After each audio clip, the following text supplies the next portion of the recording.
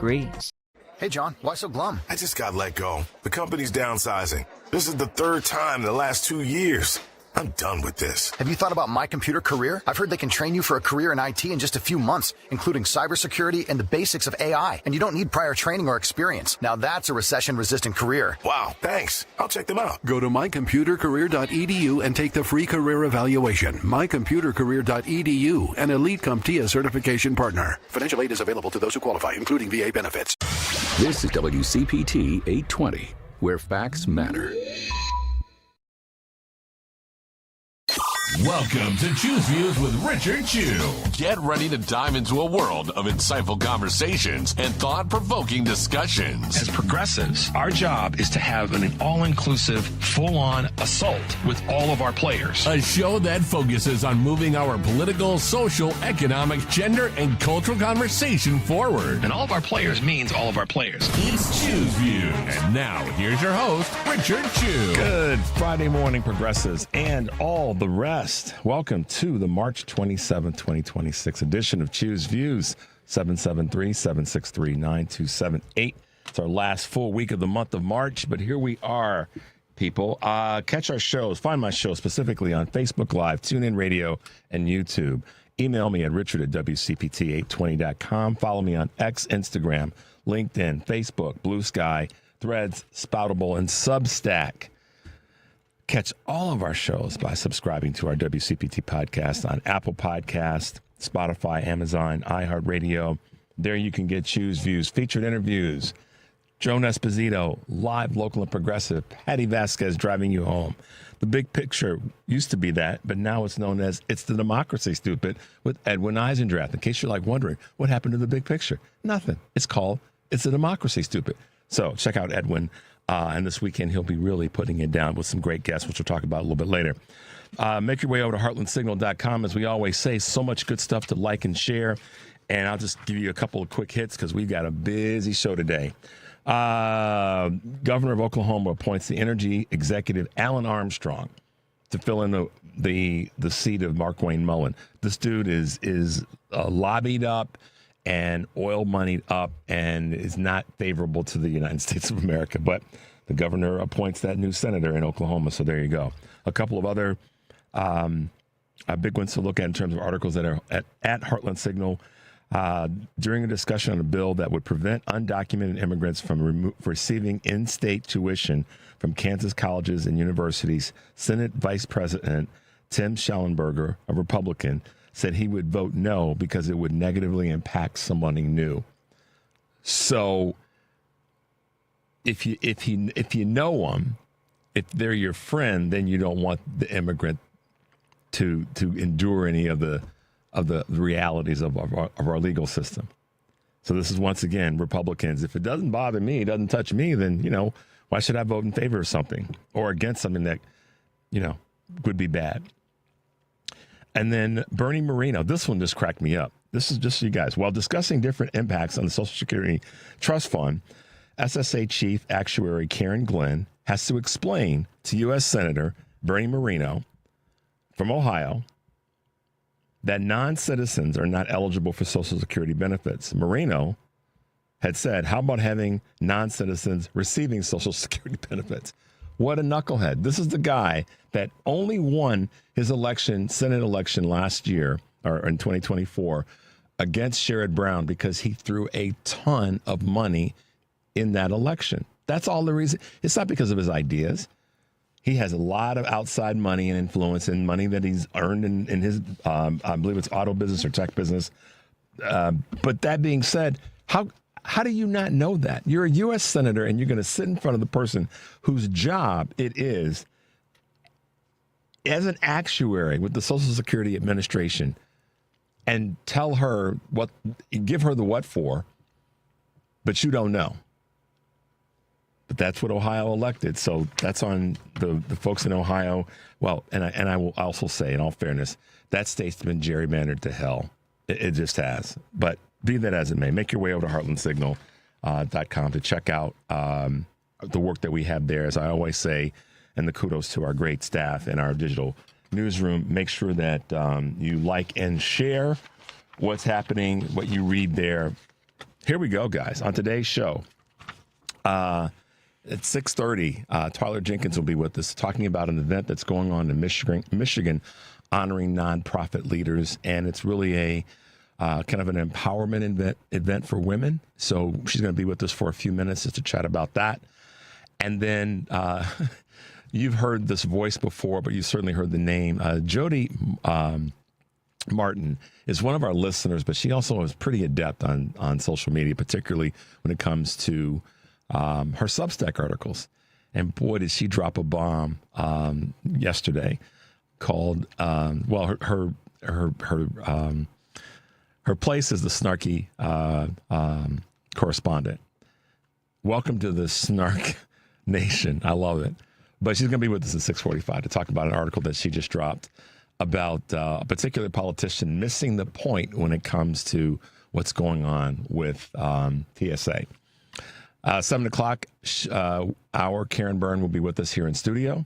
And at 7:30, she and I will be talking to Professor Kevin Schultz, as you guys know, the author of, what do we want to call it? Why Everybody Hates White Liberals, including white liberals. But we'll be talking about a little bit more, some historical things that I want to get his take on. But, looking forward to having Jody with us, community organizer, strategist, and also someone that writes some great pieces on Substack. Karen will be with us, and then Twyler Jenkins will be with us in the 6:30 hour. All right, so I've got to talk fast this morning. I've got a question for everybody, and it's a participation question. I got a couple today. We're going to probably give away a book, so we may have a question regarding that as we get along in the show today. But I've got a question for everybody as it relates to Donald Trump. As you guys know, Donald Trump voted by mail for the election that just took place recently in his state district where Mar-a-Lago is in Florida. And this is reported with NBC News. Trump tries to explain why he cast a mail-in ballot in the Florida election. His answer was, because I'm president. He frequently criticizes mail-in voting, although he says that there should be exceptions. And he said, I couldn't be there to vote in the special election. I'm president, so I voted by mail. Okay. So here's my question. It's a couple pieces to it. And I'll ask it again later in the show because I want you guys to respond either here with the text or with the phone call or to our Facebook page where our guys will be tracking your responses. Is Trump voting by mail king-like behavior, like Hakeem Jeffries says, hypocrisy, privilege, or something else? All right, I'll say that again. Is Trump voting by mail king-like behavior, which is what Hakeem Jeffries is calling it, hypocrisy about mail-in voting, privilege, or something else? I want to hear from you guys by either text, phone call, or go to our Facebook page and leave your comments there. They can do that, right, Mike? Right, Henry? Okay. So I'll read it again. Keep it close. I want to hear from you guys anywhere in the country because this is obviously a conversation that we're going to keep having. So let us know what your thoughts are there so we can put that into our comments and the work that we're doing to try to be responsive to the things that you guys ask us about and want us to respond to more readily. So there you go. Speaking of Trump, I'm going to be throwing some doo-doo at him today, just to let everybody know, just in advance, to him and his minions and his supporters. So prepare yourselves. But it's going to be factual stuff, not just me making stuff up in my laboratory. But that being said, got a quick clip that is a new Lincoln Project ad that I want you guys to hear. Let's give it to him, Henry. Trump is a vote for a man who wants to end wars, not start them. A short time ago, the United States military began major combat operations in Iran. We're not at war with Iran. Today, the U.S. and Israel launched an unprecedented joint attack on Iran. These war hawks, they want to draft your kids to die in wars. and they will never fight themselves. Under Trump, we will have no more wars. U.S. officials confirm an additional 2,500 Marines and another attack ship are being sent to the Middle East. I will bring the world glorious new peace. I will prevent World War III. I'm the only one that's going to do it. It's an absolutely apocalyptic scene here. We have new reporting tonight on that deadly strike on a school in Iran that killed 170 people.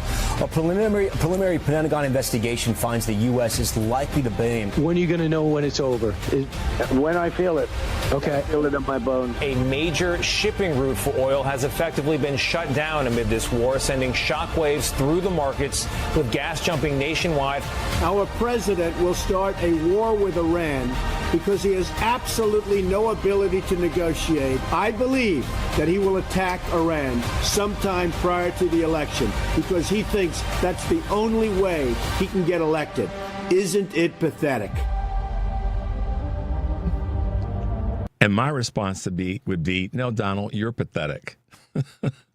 That's an ad that's a new ad by Lincoln Project. So we wanted to be one of the first places you heard it here on WCPT. Check it out. You can go to their website, obviously, and pull that. But thanks to our team here for pulling that together. And shout out to Whitney. Whitney's with us this morning. She's making sure that things run smoothly here, keeping her arms around everything. You know, just making sure all the cats are herded. So shout out to Whitney. So yeah, there you go. That's my first throw out at Donald Trump this morning and his administration. I got more, but we're going to take a quick break. The number is 773-763-9278. You're listening to Choose Views on WCPT, AM 820 in Chicago, WARR 1520 AM, and 103.5 FM from Warren County, North Carolina. I'm Richard Chu. We'll be right back.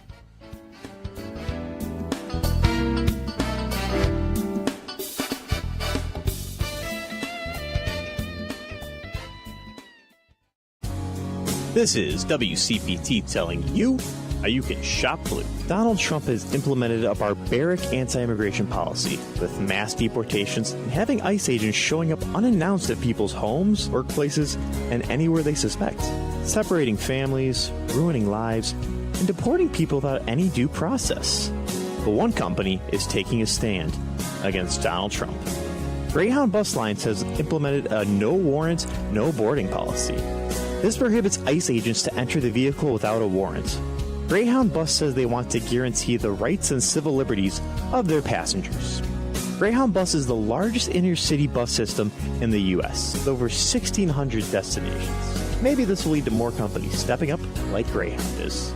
This has been WCPT telling you how you can shop blue.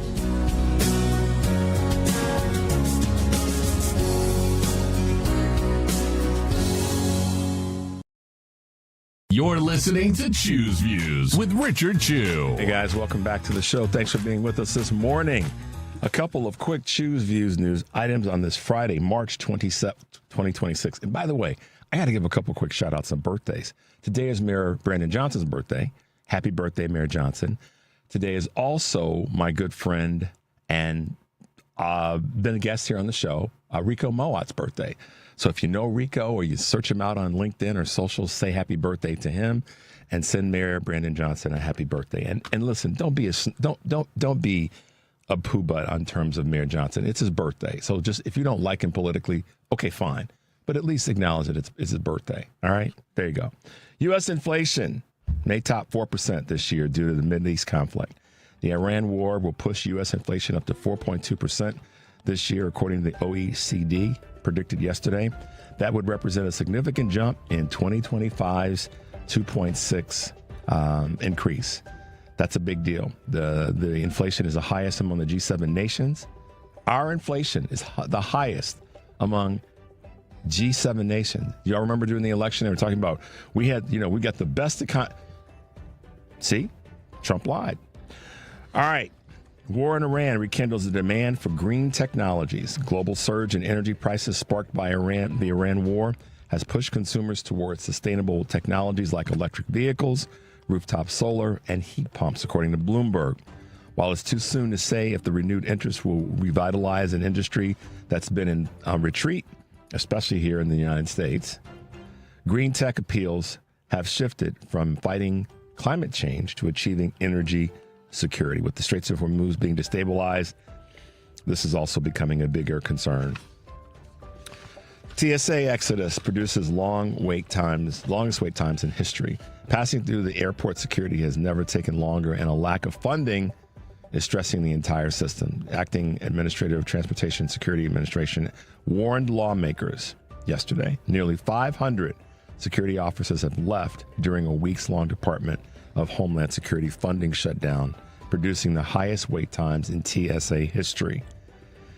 And this is all on this administration. It is not on the Democrats, period. It's on this administration. All right, social media giants face big tobacco-like reckoning. Could Wednesday's landmark decision holding Meta and YouTube responsible for damaging teenagers' mental health be a turning point for all social media? I dare say it's not just damaging teenagers, but probably some young adults and some other folks as well, to be honest. Many legal experts say yes, comparing this moment to the wave of the 1990s legislation that remade big tobacco. Until now, the laws have protected social media firms from liability for content their users post. This decision could set a new precedent and bolster thousands more product liability suits, because it is a product liability suit. If a car's not working the right way, even though it's your choice to drive it and you need a license to do it, you're still making a choice to use a product. If it's malfunctioning or functioning in a harmful way to the consumer has a right to create a legal class to then file a class action lawsuit. So that's kind of where we are with this.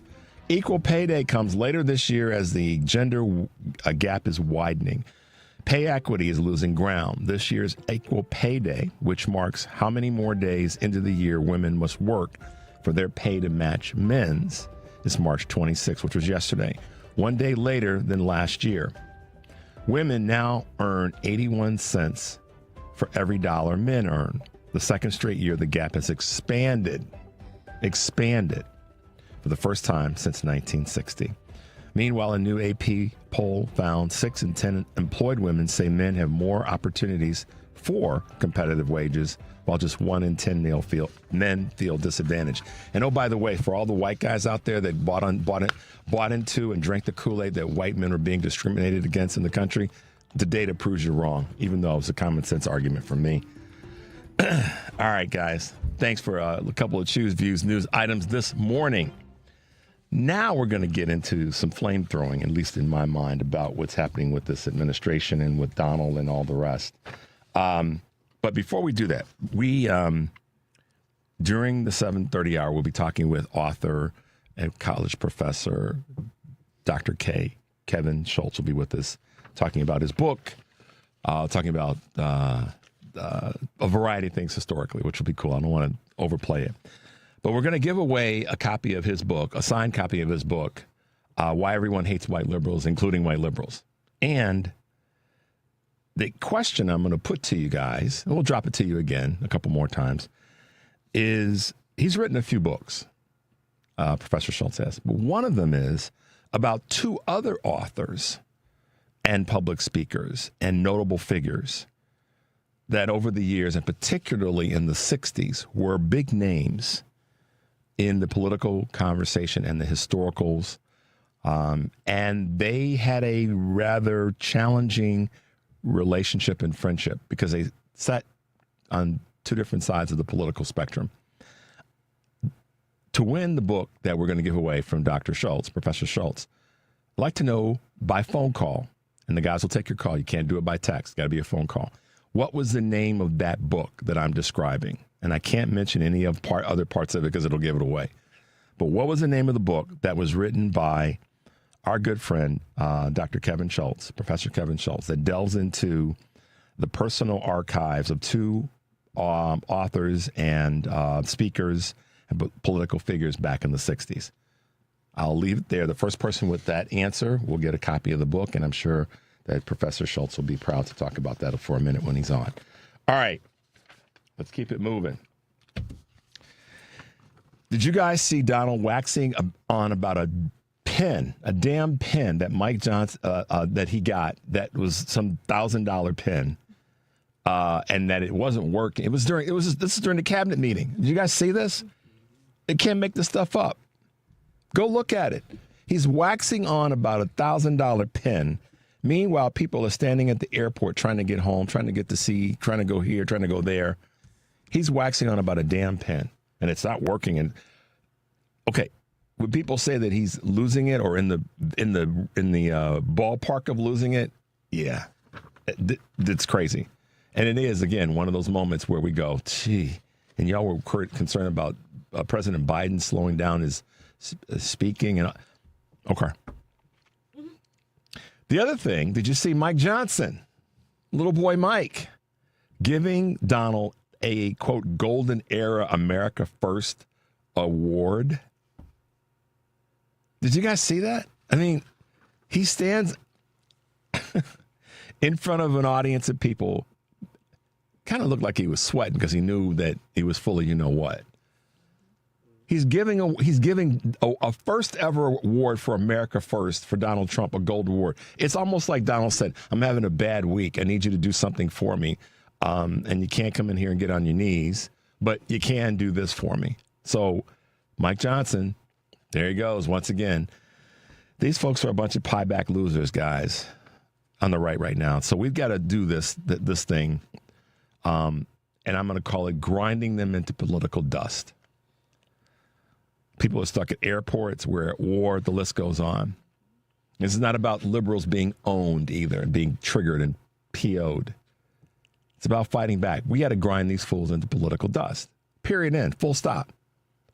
This is about me as a U.S. citizen wanting to inspire others to fight until we grind them into political dust. All of them. Anybody that's affecting us out of this country, meaning foreign operatives, Israeli government officials that are dragging us in, whomever, all of them need to be ground into political dust. Donald Trump's waxing on about a damn pen. Who cares? Mike Johnson wants to give him a Golden Era award for America. Do your job, dude. Or maybe you are doing your job. You're not doing, you didn't go into the White House and do it on your knees. But maybe you are doing your job, and that is what the right has hired you to do, which is to play America. I got a few more talking about what's happening at the airports. This was posted by Tyler Cohen, and it's a quote from Senator Reverend Raphael Warnock. Here's a quote. ICE has more funding than the Marines. And then we wonder why our military folks aren't getting paid. And Whitney and I talked a little bit about this earlier in the week. ICE has more funding than the Marines do, y'all. Put that in your pipe and smoke it for a minute. That's the phrase my father used to use because he smoked a pipe. Put that in your pipe and smoke it. ICE has a bunch of untrained punks walking around airports now, and they're better funded than the United States Marine Corps, the best fighting force the planet has ever seen. Y'all can have your opinions about that. I'm partial, but they got less money than ICE. That's a tragedy. I almost said the F word. Thank God I caught myself. And Republicans are trying to get us to think that, because they're saying this, that, and this is the quote from Reverend Warnock, if you don't give this overgrown paramilitary force of masked agents more money, we're going to leave TSA workers unpaid. Let me say that again. If you don't give this overgrown paramilitary force of masked agents more money, we're going to leave TSA workers unpaid. Put that in your other pipe and smoke it. I mean, we've got women who are underpaid, women who don't have the same opportunities for career advancement and pay advancement. We've got people that are working at TSA that are not getting paid. How in the hell does a country call itself great, let alone make America great again? How do we call ourselves great when we can't pay the people who are doing something to make our lives just a little bit better, when we got to go take care of some business by flying, or we got to go see a family member, or whatever the case may be? I would think, here's the thing, y'all. I would think the business community would be PO'd on steroids because a lot of the people that travel for business, Whitney and Mike and Henry, and they can't get to their destination for business. So that's slowing down that company's economy. So where are the business leaders? Y'all punks and piebacks too. Y'all should be at the White House with pitchforks going, what the hell? Pay them. Business leaders, corporate 1000s. You know their people are being impacted by this. You know they are. Where are they? Where in the hell are the so-called business leaders? The 43-day thanks, Whitney. The 43-day shutdown is the longest in U.S. history. That's a damn shame. It just is. And Republicans are sitting back with their speaker, little boy Mike, giving Donald Trump a golden era American First Award. And he's waxing on about a damn $1,000 pin. America, y'all need to be ashamed of yourself, especially those on the right. And anybody that's got an issue with me saying America, that I'm getting upset with voters, go take a look in the mirror. How many times did you sit on the sidelines and not be involved in something that could be like this weekend's big rallies in terms of no kings? Okay? Show up and be ready to fight. Stop whining and keyboard warring. Can't say that word, but being a keyboard warrior. Get out and fight. Stop being, do that. Don't come after me or the people that are fighting. You're playing into their game. But these punks specifically, the GOP punks in Washington, let's see, look, what's the Guardians of Pedophiles? We got to come up with another GOP for gang of punks. There we go. Gang of punks. That's the GOP. We got to take a break, y'all. I ran over. 773-763-9278 is the number. You're listening to Choose Views on WCPT AM 820 in Chicago and WARR 1520 AM and 103.5 FM from Warren County, North Carolina. When we come back, we will be talking with one of the leading voices right now when it comes to women getting it done. And that is none other than Twyler Jenkins. We'll be right back.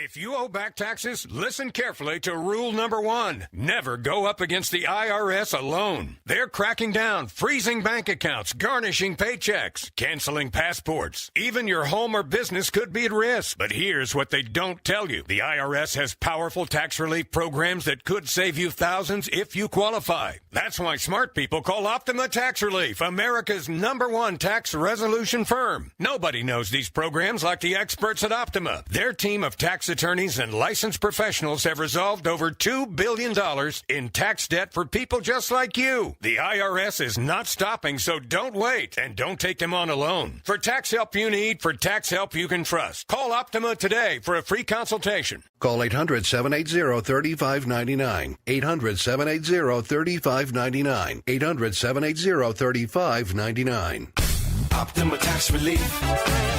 Some restrictions apply. For complete details, please visit OptimaTaxRelief.com. You're listening to WCPT 820. Here's the latest Chicago weather update. From the Weatherology Weather Center, I'm meteorologist Michael Caro. For today, look for partial sunshine at times with breezy north winds, high temperatures into the lower 40s. Then for tonight, mostly clear, a low of 28. Saturday, lots of sunshine, highs in the upper 40s to near 50. Sunday, a bit milder still, with low 60s for high temperatures under partly sunny skies and low 70s for highs on Monday. And that's your latest Chicago weather update. Right now, 34 degrees. This is WCPT 820, where facts matter. Richard Chu's got his eyes on the truth. And you're right where you need to be. This is Chu's Views. Hey guys, welcome back to the show. Thanks for being with us this morning. I always talk about local folks doing things on a local level is the foundation that we have to rebuild for all of our concerns, whether it be women's issues, whether it be financial issues, whether it be voting issues. The list goes on and on. Local folks are getting it done. And when I talk about, don't yell at me, get involved in something where you can be a contributor to the success that we need. It starts with local activities, whether it be a political by name organization or it be a volunteer or a women's group. Because listen, y'all, women get it done. Always have, always will. And black women particularly. Just do. I mean, if anybody got an issue with me saying that, take a look in the mirror. You might be the problem. With us this morning is founder and CEO of I Am That Woman movement, Twyler Jenkins. Good morning, Ms. Jenkins. How are you doing on this Friday? Good morning. I am doing wonderful. Listening to your segment. It's a good thing I start my day in meditation and prayer, because I tell you. I do too. And I say that it's a good thing that I do for the same reasons that you and I'll keep off the air. Because if we didn't, Lord help them. Oh, all of us. But good morning. Thank you so much for having me here. My pleasure. My pleasure. I'm glad we were able to kind of squeeze this in. I'll just cut to it. Tell us about the organization. You've got this great event coming up on Sunday that's taking place, and I wanted to be able to have some opportunity to highlight that. But first, let's talk about the organization. You got the baton. Thank you. So yes, I'm the founder and CEO of the I Am That Woman movement. My name is Twyler Jenkins, and I started this as a retreat in 2019 with a business associate. And it was really to help women get to their next, because oftentimes we're spending a lot of time doing what we've always done, doing what others have told us that we should be doing, and all of those things, but not necessarily doing our soul work and not necessarily doing what feeds us. And so the I Am That Woman movement really does help you do three things: be still, be quiet, and be open. And especially now, because there's 600,000 of us out of work. But if you take that time to be still, be quiet, and be open, you'll find that purpose. You'll find that what gives you joy. You'll find your divine mission. And I just think sometimes we're just on the rat race and just on the hamster's wheel, as you say, in life, and not doing what we were really created to be. So we teach you some of those mindfulness things, like I was just saying, starting our day in prayer and meditation every morning, Monday through Friday from 5:30 to 6:30. But we also have communities, whether they're digital content or Zoom meetings. We also have in-person, like Sunday, where we're celebrating women. So we focus on our 6 pillars to help women live their best holistic life. You've been in nonprofit work for somewhere in the range of 2+ decades. Is that correct? I have nonprofit work, as well as I'm a corporate meeting planner for 25 years, just celebrated this month.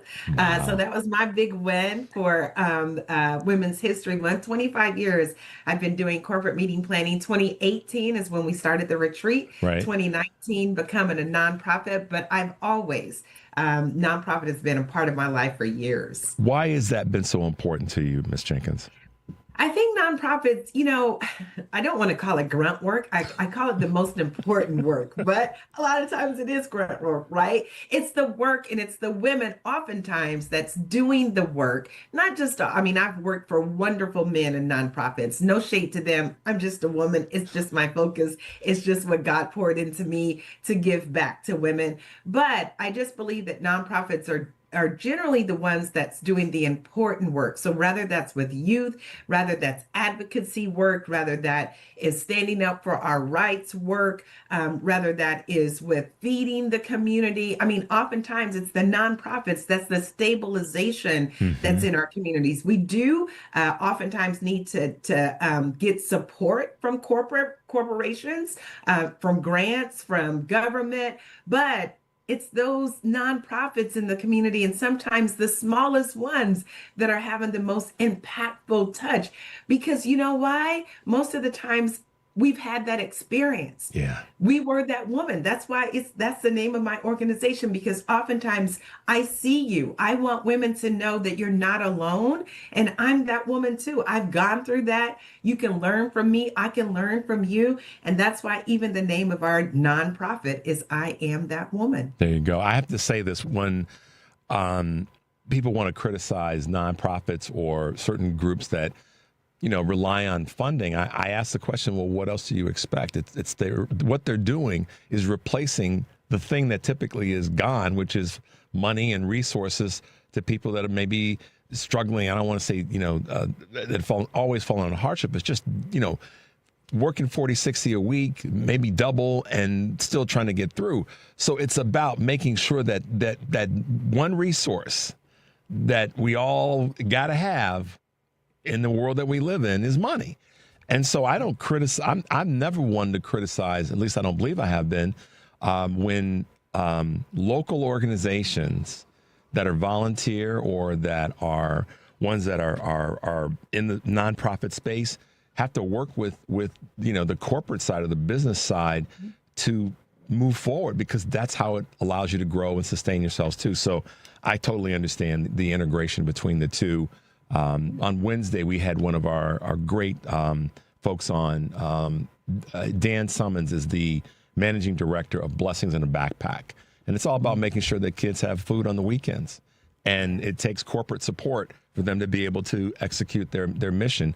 Same thing applies for an organization like yours. So a lot of times nonprofits are filling the gaps. Yeah. I mean, a lot of times nonprofits are, we to Dan's organization, on the weekends, it's our missions. And for me, it's even a little harder because we don't have that traditional, helping the underserved or the less than. But what I have seen and what I've experienced, even as an entrepreneur for 25 years, is women are always pouring from an empty cup. Yeah. And I've lost way too many women prematurely from having the highest rates of breast cancer and heart disease and cervical cancer because we don't know how to take care of ourselves. And that's our mission. We got to take care of ourselves in order to take care of others. And so those 6 pillars of wellness that we focus on, spiritual, mental, emotional, physical, financial, because we're running, we're going. But again, if we're not filling our cups back up as we're running these nonprofits, then we become depleted and end up in the hospital. And then who are we helping? So we teach you how to, just be mindful. Some people say balance. I say it's practice. It's what you do every day. It's learning how to live. I love the way you put that in terms of being mindful. I mean, one of the things that I try to touch back to in my life and spread this out to people that I talk to is to slow your universe down a little bit every day. Whatever you do in that space is what you do.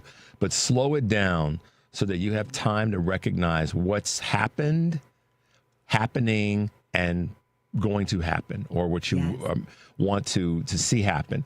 And however people, whatever their tool is to do that, I'm a huge advocate of it. And you could be the most database, numerical, scientific person in the room.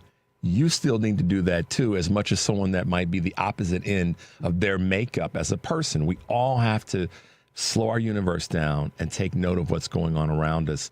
I think that makes us better. It makes us more aware. It allows us to do better. And that's what's so exciting about what you are doing. Talk a little bit about honoring nonprofit leaders and your event that you've got going on Sunday. It's at Maggiano's at the location at Clark and Grand, 516 North Clark. Is that correct? Yes, that is correct. So we still have a few tickets available. I am manifesting that we are going to sell out. That's why I am here, because you can go to Eventbrite or our website, IamThatWomanMovement.org. And these wonderful 9 nonprofit leaders, it was hard because there are so many, but we wanted to be sure to show the spotlight on some that we see often and others that we never see. So these 9 women, and one being an emerging leader who's under 40, who's doing her own game of work. So Dr. Benita Carr, Dr. Portia Lockett, Dr. Pamela Blackman, Cheryl Hudson Johnson, Lucretia Kindridge, Elba Arunda Saw, Kara Teeple, Lois Wilkinson, and Natsiana Fitch are all of our honorees. You can get tickets. They're only $125, includes lunch, the whole program. We have so much that you're going to be inspired by, just a powerful room of men and women, because there are men who are coming to celebrate these women. And so IamThatWomanMovement.org. And we even have a health assessment. So when it comes to those 6 pillars, your spiritual, mental, emotional, physical, financial, nutritional, if you don't know what's out of whack, if you don't know how to fix what's out of whack, we will teach you those practices so you can go on our website, learn more, and come on and live your best thriving life. I have a quick question for you. If a person can't attend, but they want to be involved, or maybe if not contribute to this particular or specific event, more broadly be able to help the organization, how can folks do that? Absolutely. You can contact me. You can go to our website. You can go where it says donate or where it says partner or sponsorship. You can click on that. It'll send an email directly to me, Twyler at IamThatWomanMovement.org. You can contact me. That's TWYLER, because a lot of people think it's Twyla, but it's Twyler. My mama was different. At IamThatWomanMovement.org, and contact us. We love your support. We want women to be involved in our ongoing programs. We have an annual retreat every year in October. That's amazing because women need to get away. They need to refill their cups. They need to renew and restore. And that's what we do. Where is the event going to be this year, the retreat?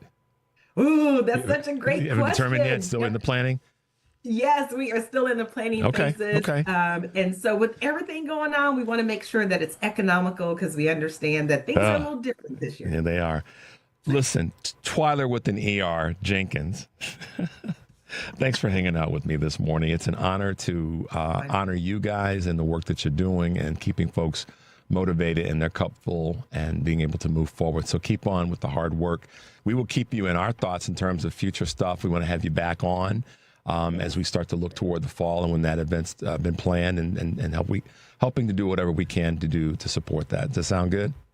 That sounds wonderful. Thank you so much. Have a blessed weekend. I will, and you too. And we'll talk with you soon. Thanks for being with us. Thank you. All right. Guys, we're going to take a quick break. The number is 773-763-9278.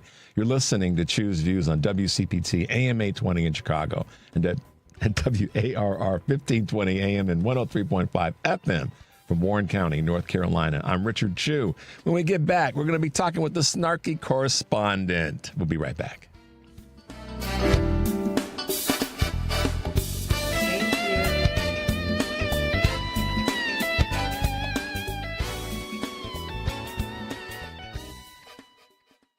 This is a WCPT Veteran Minute. In the midst of World War II, a group of Native American soldiers known as the Code Talkers became silent heroes. The U.S. military faced challenge of secure communications on the battlefield, and these men, primarily from the Navajo tribe, were enlisted to develop an unbreakable code. Using their native language, which had no written alphabet, they transmitted vital messages that were indecipherable to enemy forces. The code proved to be an essential asset, particularly in the Pacific Theater, where it helped the Allies win crucial battles. The Code Talkers' courage and ingenuity saved countless lives and turned the tide of the war. Yet, their contributions remained largely unknown until decades later. The legacy of the Code Talkers stands as a testament to the strength, resilience, and invaluable service of Native Americans during one of America's most devastating conflicts. This has been a WCPT Veteran Minute.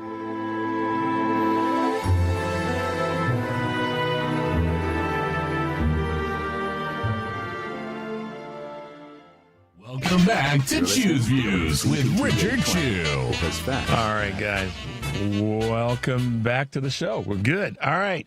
I loved your comments. I'll get to them at the top of the hour with regard to my question regarding Trump's voting by mail. But right now, we want to take a couple minutes and chat with our new friend, our new contributor, Snarky Correspondent, a.k.a.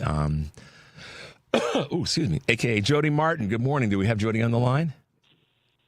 Jody? Yes. Good morning. Good morning. Hey, how are you? Hey, you're there. I'm good. I'm laughing my tail off because, guys, I've said this before. Jody and I, we have this sort of, social media online connection. I started following her stuff and I'm like, man, she just puts the hammer down. And her latest, her latest article on Substack, welcome to the Snark Nation. I love that. Paul Vallas' Blame Game, a masterclass in missing the point.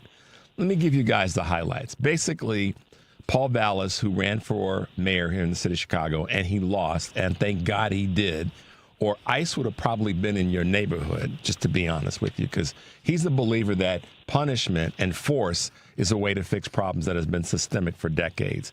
I've never agreed with that, and I'm so glad that we did not elect him as mayor. That being said, what Jody's article is about, and I'll let her talk about it, is she thinks Paul Vallas thinks that the Democrats are holding TSA and America hostage right now with regards to what's happening at the airports, among other things. Jody, you take the mic. Talk about your article. Talk about your piece in Substack. Well, here's so he and I are friends on Facebook. It's like, okay. Ladies and gentlemen, this is how you meet Richard Chu. So we just had like multiple, like you and I, mutual friends or whatever. So, this has been ongoing for however long. And he had this post, which was just like, I was like, dude, free the hostages. What did it say? Something like, funding to erase the government, blah, blah, blah, whatever.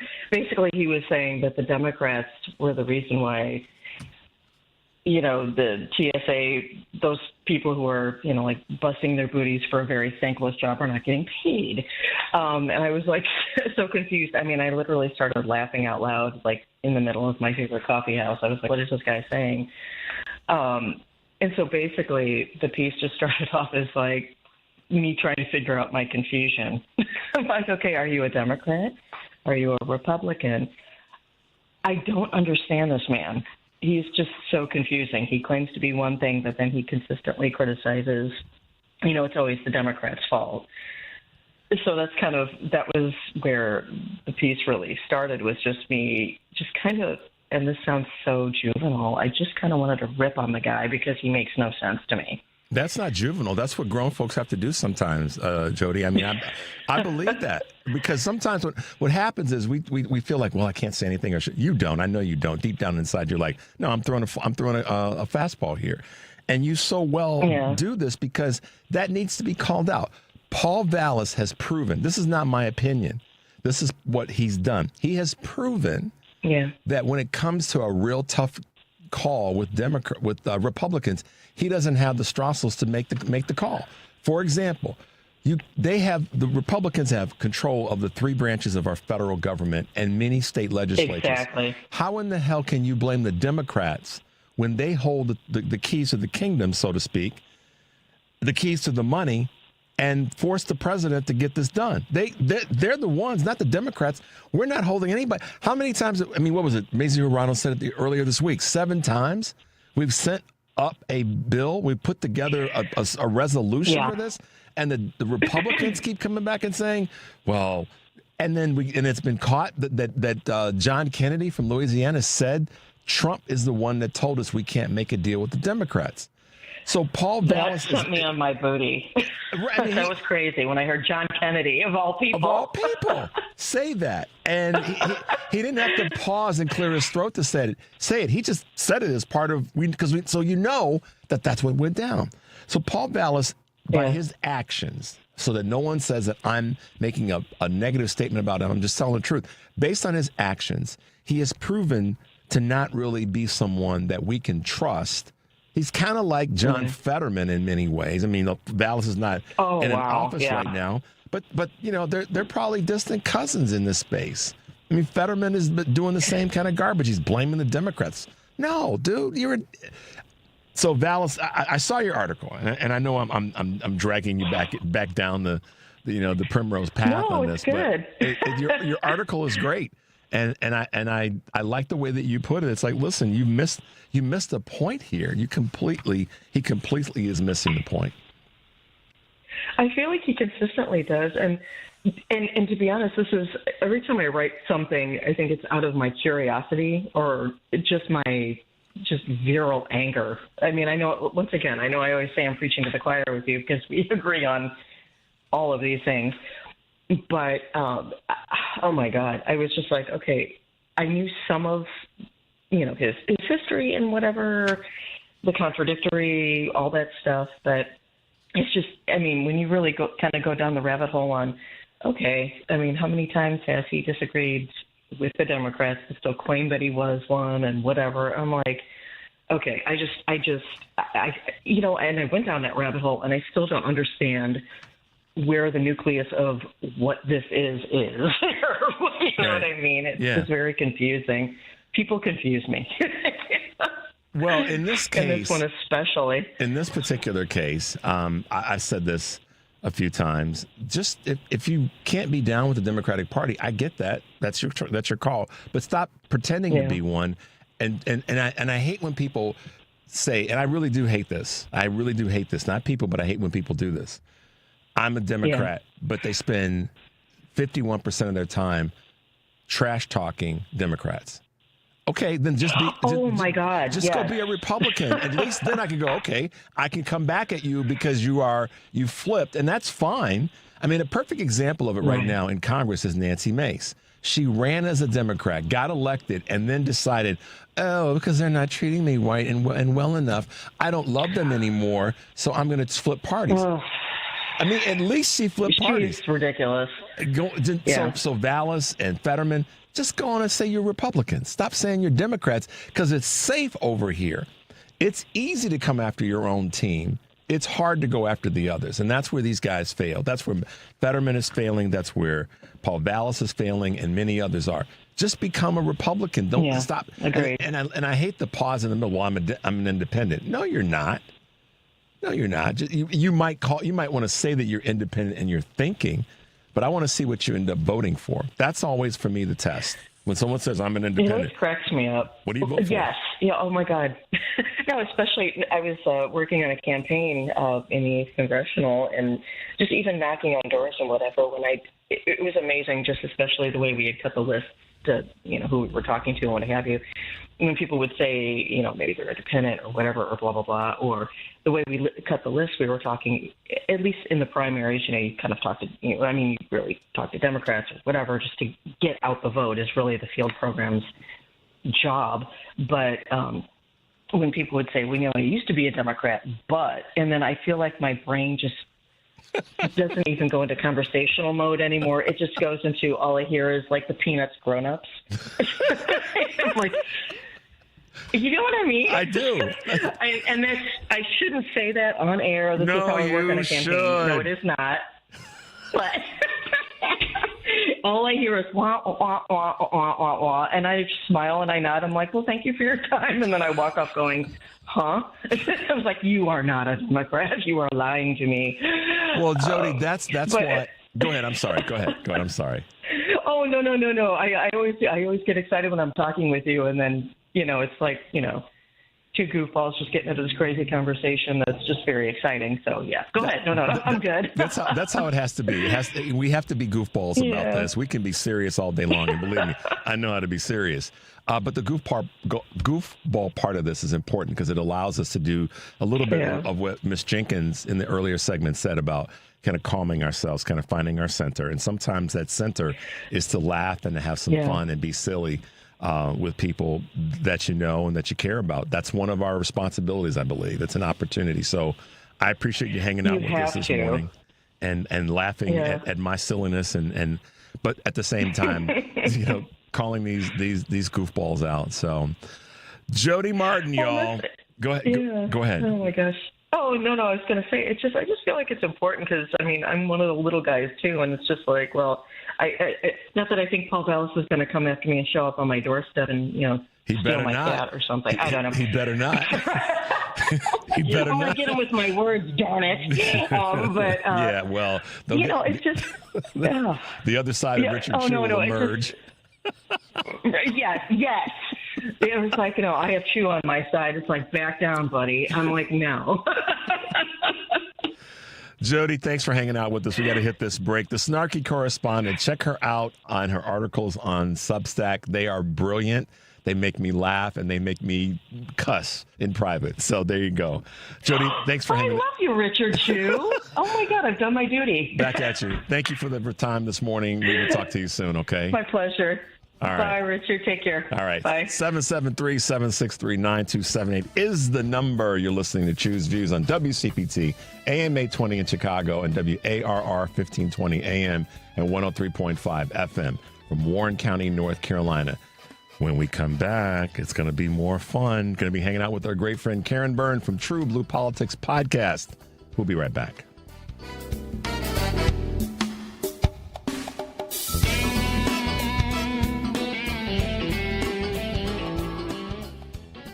Finding great candidates to hire can be like, well, trying to find a needle in a haystack, but not with ZipRecruiter. Its powerful technology actively finds and invites qualified candidates to apply to your job. So while other companies might deliver a lot of hay, ZipRecruiter finds you the needle in the haystack. See why 4 out of 5 employers who post a job on ZipRecruiter get a quality candidate within the first day. Try ZipRecruiter for free at ZipRecruiter.com/free. That's ZipRecruiter.com/free. ZipRecruiter.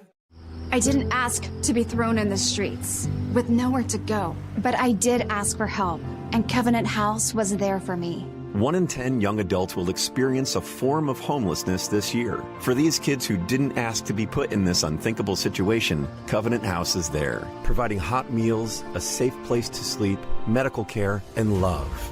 They just really genuinely just wanted to help me succeed, and I'm succeeding. To learn more, go to safeplacetosleep.org today. Amazon Business empowers leaders with smart business buying tools, leaving time to focus on strategy and growth. Free up your teams and focus on your future at AmazonBusiness.com. AP News, I'm Marcela Sanchez. The Senate has approved funds for most of the Homeland Security Department, including transportation security agents who haven't seen a paycheck in weeks. It also funds most other agencies, but not immigration enforcement.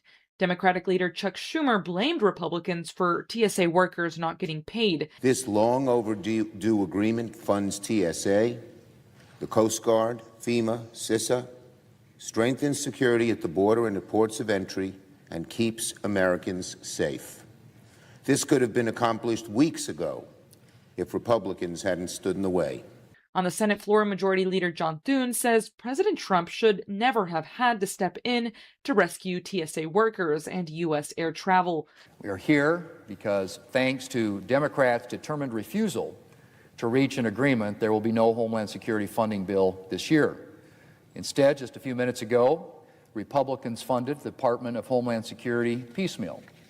It's not the way to fund the department. The deal now goes to the House, which is expected to consider it later today. Israel's defense minister is warning its attack on Iran will escalate and expand. Defense Minister Israel Katz made the comment in a statement, noting that he and Prime Minister Benjamin Netanyahu, quote, warned the Iranian terrorist regime to stop firing missiles at the civilian population in Israel. Meanwhile, Iran is demanding that ships going through the Strait of Hormuz give up detailed information and detour to Iranian waters. Minnesota will be the flagship of the No Kings protest movement tomorrow, when Bruce Springsteen performs Streets of Minneapolis in a state where emotions are still raw over Trump's immigration crackdown and the deaths of 2 residents shot by federal officers. More than 3,100 events are being organized in communities across all 50 states. This is AP News. The AP's Lisa Dwyer reports on the death of an iconic 70s band member. Singer-songwriter Daryl Dash Crofts, who teamed up with childhood friend Jim Seals for such top 10 1970s soft rock hits as Summer Breeze Makes Me Feel Fine and has died. Seals and Crofts were native Texans who had known each other since high school, playing together in various groups before becoming a duo in the late 1960s. Crofts' daughter says he died of heart failure after being hospitalized for about a month. Daryl Dash Crofts was 87. I'm Lisa Dwyer. More stories at apnews.com. I'm Marcela Sanchez, AP News. This is 820 AM, WCPT Willow Springs, and streaming worldwide at WCPT820.com. We are Chicago's progressive talk, where facts matter. Now, your WCPT 820 weather update. From the Weatherology Weather Center, I'm meteorologist Michael Caro. For today, look for partial sunshine at times with breezy north winds, high temperatures into the lower 40s. Then for tonight, mostly clear, a low of 28. Saturday, lots of sunshine, highs in the upper 40s to near 50. Sunday, a bit milder still with low 60s for high temperatures under partly sunny skies and low 70s for highs on Monday. And that's your latest Chicago weather update. Right now, 34 degrees. Drivers who switch their home and auto with Progressive could save money and time. Other things try to do this, but they really don't. Like the touchscreen at fast food places. It's not like you save time because it takes you longer to use a touchscreen than, I don't know, someone who works there. And another thing, you'd think it would save money because they're not paying a cashier, right? But no, same price. Also, why is there an option to tip? Who am I tipping? Exactly. Anyway, even if you can't save money and time with some things, you could with a Progressive home and auto bundle. Progressive Casualty Insurance Company affiliates and other insurers, not available in all states or situations.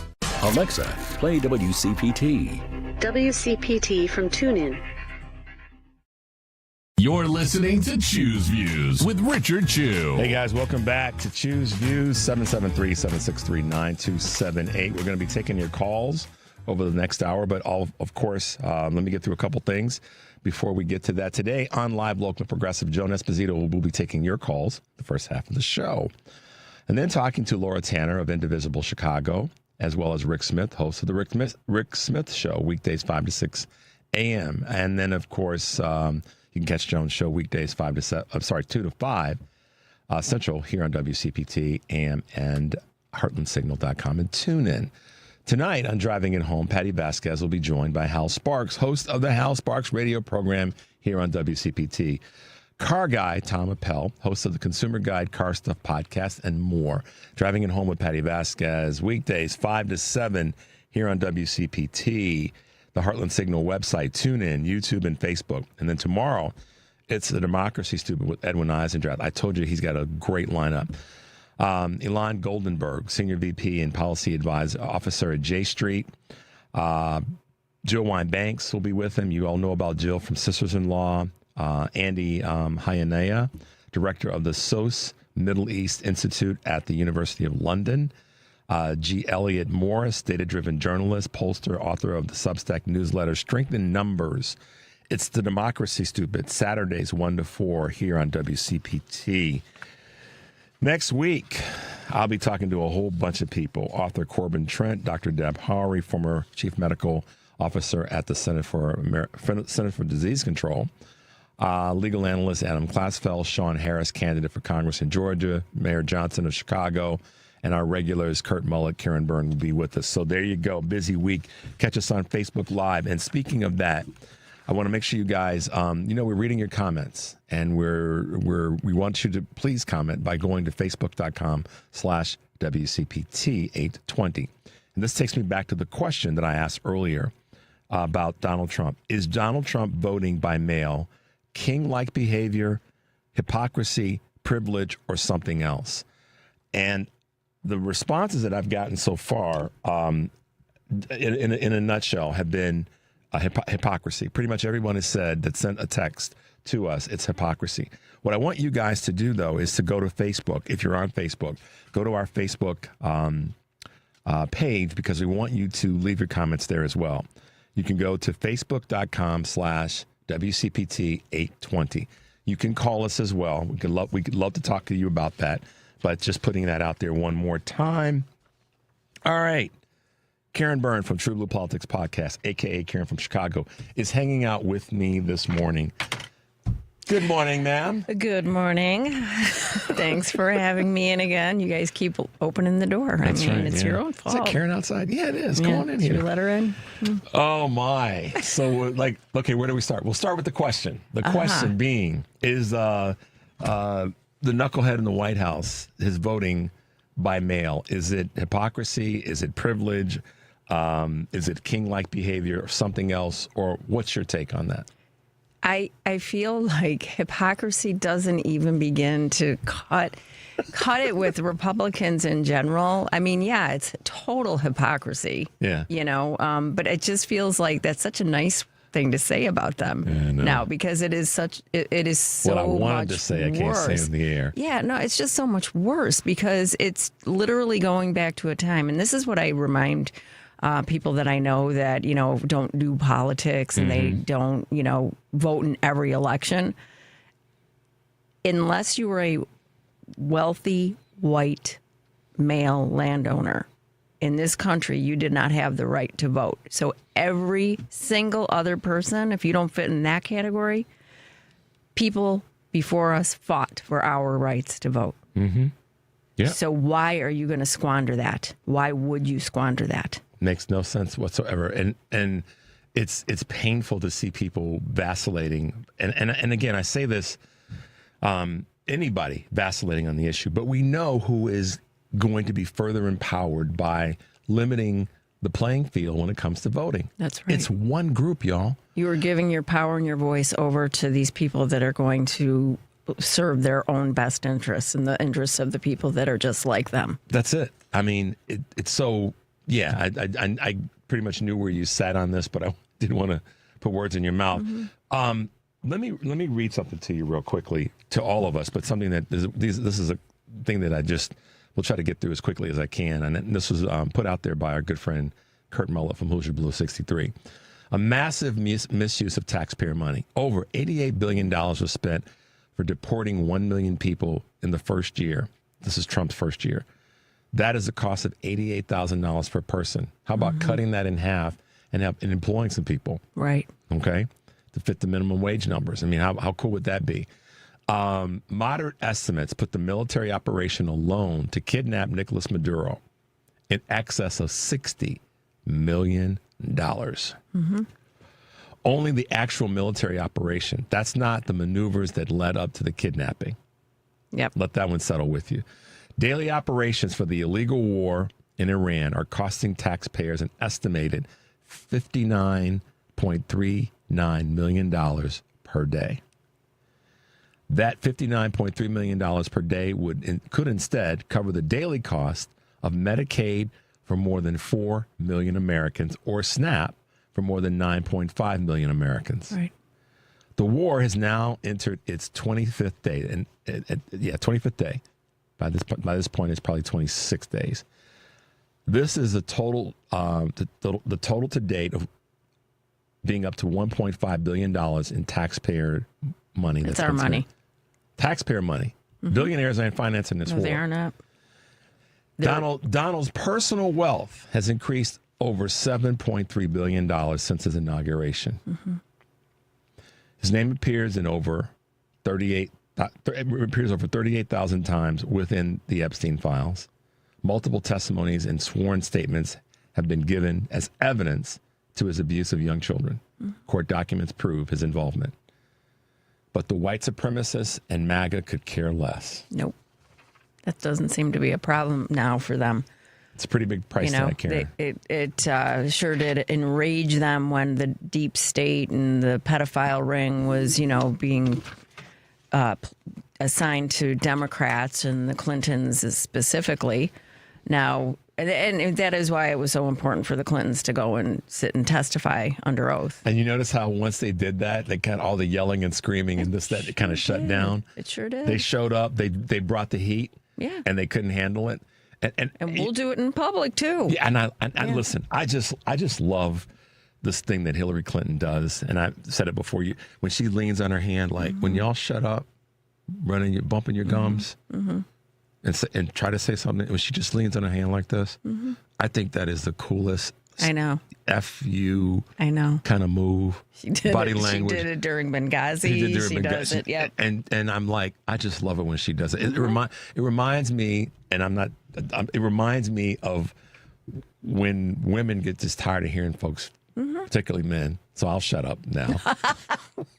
Just talking on and on. Like, okay, when you're done, I have something really to say. And then she got up like, if you all want to act right and talk right and do this, then we can have this. Otherwise, I got something to do. I got to go talk to my grandchild. Yeah.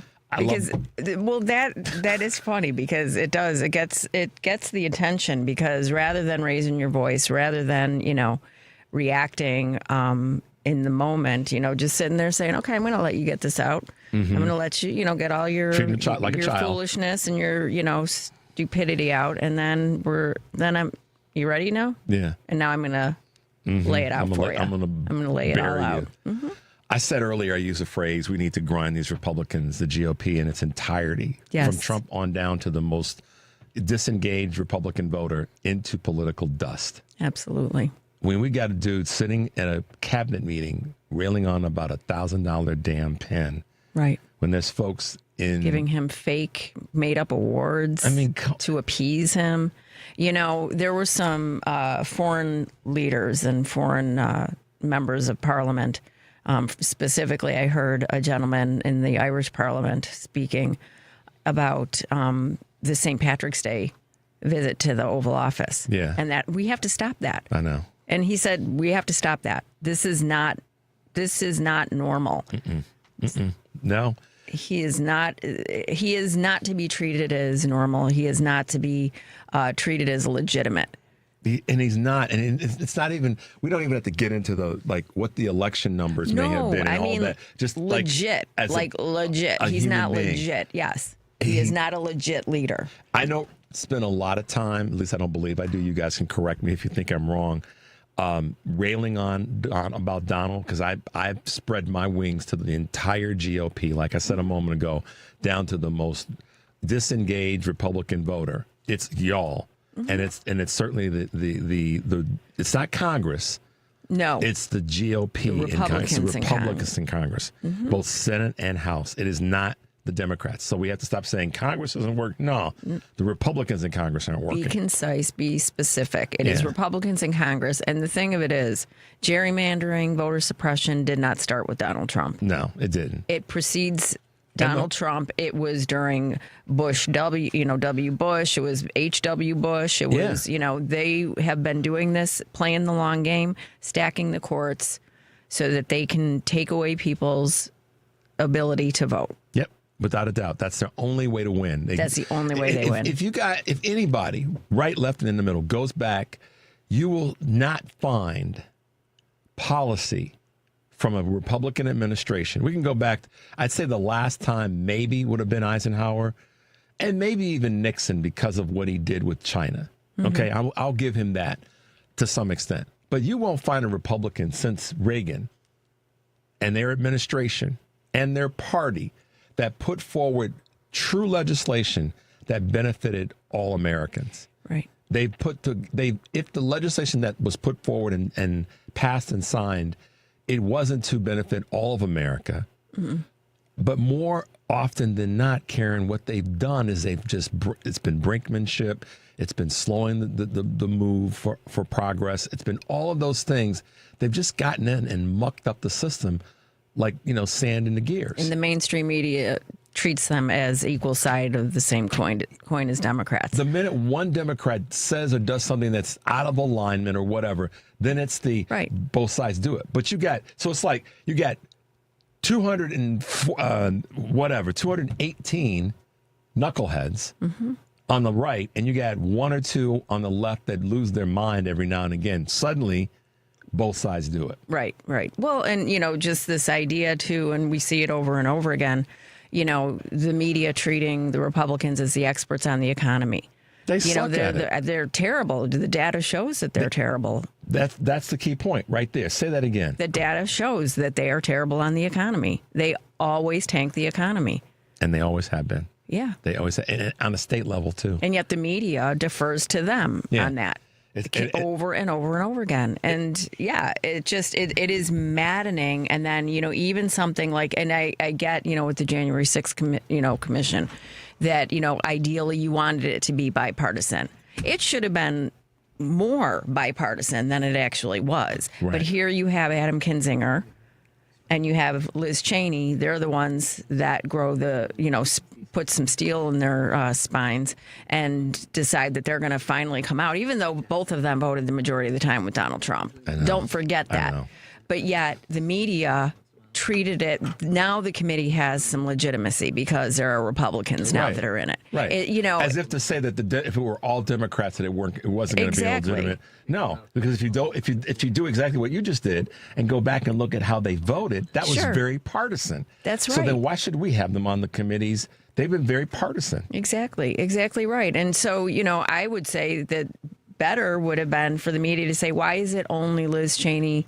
Why aren't there more? Why aren't there more Republicans on that committee? Up, right, and do their...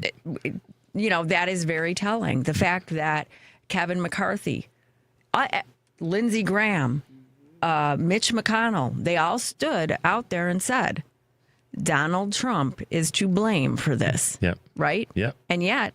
Where were they? 2 weeks later, they're kissing the ring. They're Mar-a-Lago kissing the ring. Yeah.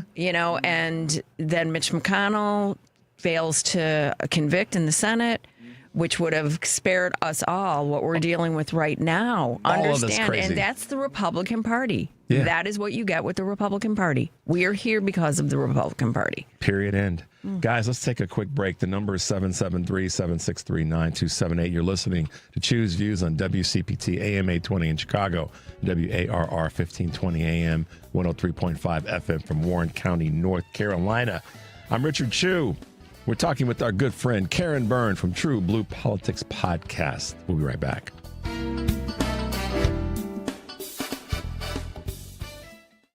This is Tony Moret. I'm an estate planning attorney who drafts living trusts and wills for my clients. You have probably heard my ads here on WCPT for the last few years. Your fellow listeners, when we have completed their plans, say, I wish I had done this sooner. It wasn't nearly as hard as I thought it would be. We can complete your estate plan within 30 days or less. There are certainly decisions that need to be made, but my 30-plus years of experience will help guide you through this process. There may never be a perfect time to start, but whenever I'm asked when is the best time, my answer is always the same. Now is the best time, while it is on your mind. Being able to tell your family that you have an estate plan in place, that all the details have been taken care of, will be a great relief to both yourself and those you care for the most. Our initial consultation is without charge, and there is no obligation. My phone number is 847-996-0496, and my website is moretlawoffice.com, spelled Moree. I look forward to speaking with you. Chicago's Progressive Talk, WCPT 820, where facts matter. Richard Chu's got his eyes on the truth. And you're right where you need to be. This is Choose Views. Hey guys, welcome back to the show. Thanks for hanging out with us. Our good friend Karen Byrne from TruBlu Politics Podcast is with us in studio, also known as Karen from Chicago. All right, let's grab a couple calls. Let's go to John in the Gold Coast. John, good morning and welcome to the show. Good morning, my fellow WCPT family. How are you? Hello. I'm doing fine. I feel this message should be sent out by all Democrats that are running for office, saying stop the pain at the pump, stop the pain at the grocery stores, stop the pain for health care, stop the pain for pedophiles, and stop the pain for voter suppression. That's what they should be running on. John, those are great words. I think I said this on the air, and I believe I said it. I know my wife and I were talking about this, but it's kind of in the same category you're talking about. I said if the Democrat that comes out and says this is the pain that the Republicans have caused you. When we're back in office, this is what we're going to do to stop the pain. First of all, we're going to put some people in jail. Mm-hmm. And we're going to just kind of go down the list like you just did, John. I think you and I are kind of wired similarly in that regard. List out what's causing the pain and who's causing it, and then what we're going to do about fixing it, and then who benefits from that. It's not complicated, and I really want Democrats to buy in more to what you just said, John. That's very well put. Thank you. Yeah, it's short and to the point and period. That's all everybody. Stop the pain. That's all. Stop the pain. That's right. John, it's good to hear from you. I'm glad you're well. What you got planned for this weekend? You going to be out at any of the rallies, or what's going on? Well, I wanted to, but, the tournament's this weekend, and I got tickets to go to city games. Okay. And we got a chance to get my kid to go behind the scenes and get on the court, shoot some baskets. And, how often can you say you had your child out there and shoot at the court for the Bulls game? You know what I mean? At the Bulls court. Yeah, well, that's a good thing. And it's great that you were able to put that together for him. I know he'll be grateful to that. Stay safe in whatever you do, and we appreciate your contribution to the show. You do the same. All right, talk to you soon. Bye now. Bye. Let's grab another quick call. Let's go to Al in Franklin Park. Good morning, Al. Welcome to the show. Good morning. How are you all doing? We are doing well, man. What's going on in your world? Well, you asked for an answer to the question about Trump and voting by mail. Right. And, it's hands down hypocrisy. He's using it all the time, and he's using it with Aura right now. In fact, you proved it with the clip you played. I think it was from the Lincoln Project this morning. Uh-huh. Same thing with everything, and it also is the whole Republican Party is hypocrisy, and then one thing that Karen mentioned earlier was that they're terrible on the economy, but that all depends on who they're terrible for. They're good for the Epstein class. They're good for the ultra rich, and they give money to all the way down the food chain to anybody that is on their side, and that includes people in Congress, and they have so much money to play with. Yeah, they do, Al. Thanks for the comments this morning. Thanks for your contribution. Thanks, Al. We'll talk to you soon. Okay, sure. All right, bye-bye. They first of all, Al's right in terms of Trump voting. But that's not the economy. No. That doesn't speak to the health of the economy. Yeah. Because when you have the middle class that has always been the major, drivers of the economy. Yeah. And you're decimating the middle class. Yeah. Well, and this is the part that we know they don't care, but we also realize that they don't see. The part that Al was referencing in terms of, it works for the people that are in that class. This is what they don't see. We're a consumer-driven economy, so they clearly don't care about consumerism, because if they did, listen, Apple, any of the companies that we talk about, whether we talk about them in a negative, positive, or neutral way, any of them, all of them, any and all of them would not be what they are were it not for consumerism, period. Yep. And so it blows my mind, but I know why, that they don't get that now, to understand that consumerism is what got them there. Jeff Bezos in no genius. He ain't that smart. Neither is Elon. None of them boys are. Zuckerberg, he ain't either. They're not. And by the way, your biggest customers are women. Yeah. Who use lesser resources we are the largest, to make more, like Twyler said earlier, and Karen said this off air. That's right. Fewer resources, and we were talking about it, if I can say this. Sure. One of the pieces of the conversation that seems to always get left out. I don't remember in my 61 years, almost 61 years now, ever being offered a discount on my rent, on a mortgage, on interest, on a car loan. I have never been offered a discount because I'm a woman. Yeah. The only day that my womanhood gets me a discount is maybe Mother's Day at the coffee shop. Yeah. That's about it. Yeah. Okay, so we're not only not given as much, and this is where the conversations about, with your coworkers about salary, it's, oh no, you can't, that is forbidden, you don't talk about it. But the reality is that's how they get away with paying us less. Right. They get away with paying a woman less for doing as much, if not more work than their male counterparts, but then we're expected to then take that lower pay and navigate in the same space and pay the same prices as our male counterparts. And that's what blows my mind in a way. I say that, but it doesn't really blow my mind why so many women voted for Donald Trump. Mm-hmm. Because there's no way in hell he gives a damn about you. He just doesn't. But what it is, it's that and this is not an excuse for them, but more of an attempt at an explanation. It is their close proximity to the white male hierarchy, patriarchy. It is, and here's the thing. That's what it is. For those who get tired of us talking about this, it's a reality. It's where we are. It's something that if we don't, that's part of the challenge. Sure. That we don't talk about stuff enough so that people catch on and get plugged in and go, oh, yeah, that is true. Yeah, no, we're making up for lost time because these conversations should have been had a long time ago in the ways that we're having them now. Speaking truth about what the reality of the situation is, that it is not the cost of it wasn't the cost of eggs. No. It wasn't any of that. No, it wasn't. It really wasn't. And we got a lot of keyboard warriors out there that, is that they love to come after us because we're speaking up. We're really doing something. Yeah. Where they're sitting back whining about things and attacking hosts of shows. Stephanie gets this. Tom Hartman gets it. Michael Signorelli gets it. Many of the progressive voices. That's why I say sometimes think that these things are very sophisticated bots. They appear to be people. They've been able to figure out how to make the bot really seem like a person. Even take a name. Even take where they're from. Right. But they're actually bots. Right. Or if they're not, if they are real people, they're just full of crap because they really don't. Like, there's people right now that have just sent me some stuff, text messages. Pick up the phone and call. Yeah. If you're that much of a badass, pick up the phone and call. That's right. What's the number again? The number here? Yeah. It's 773-763-9278. Yeah, come on, big boys. Call the number if you got something to say. But no, they want to sit back and hide. And that's what is so annoying, because we want people to fight for all the things. And there's a lot on the table that we're fighting for. I listed the things that what's happening with this money that Trump's. How about fighting about that?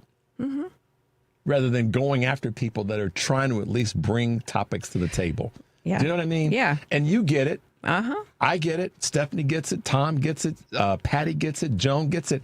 And I sit back and I'm like, these people are part of the problem. They think they know something. And I say this all the time. I know a lot. I don't know everything. I know that I don't. And I openly admit that. Sure. But I'm not trying to take us backwards by talking about the people that are trying to do stuff to move us forward. And you know how they know that they're losing?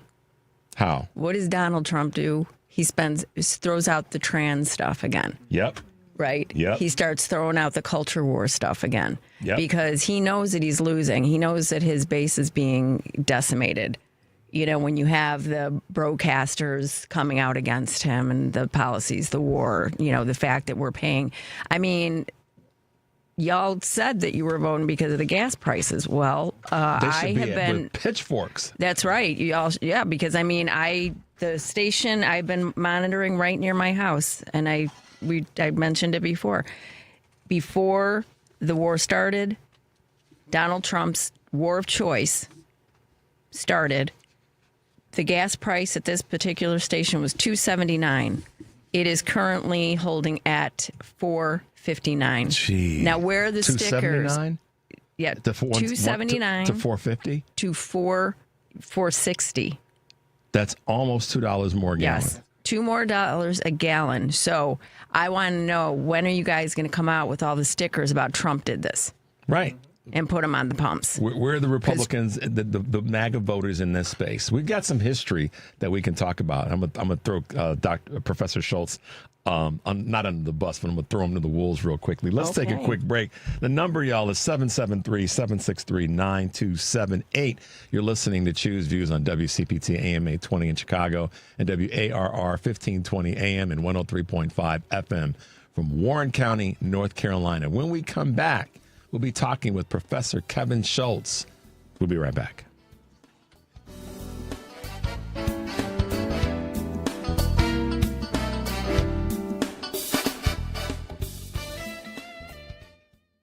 This is WCPT telling you how you can shop blue. Thomas Edison invented the first light bulb, but however, did you guys know that Lewis Howard Latimer, a black man, improved upon it?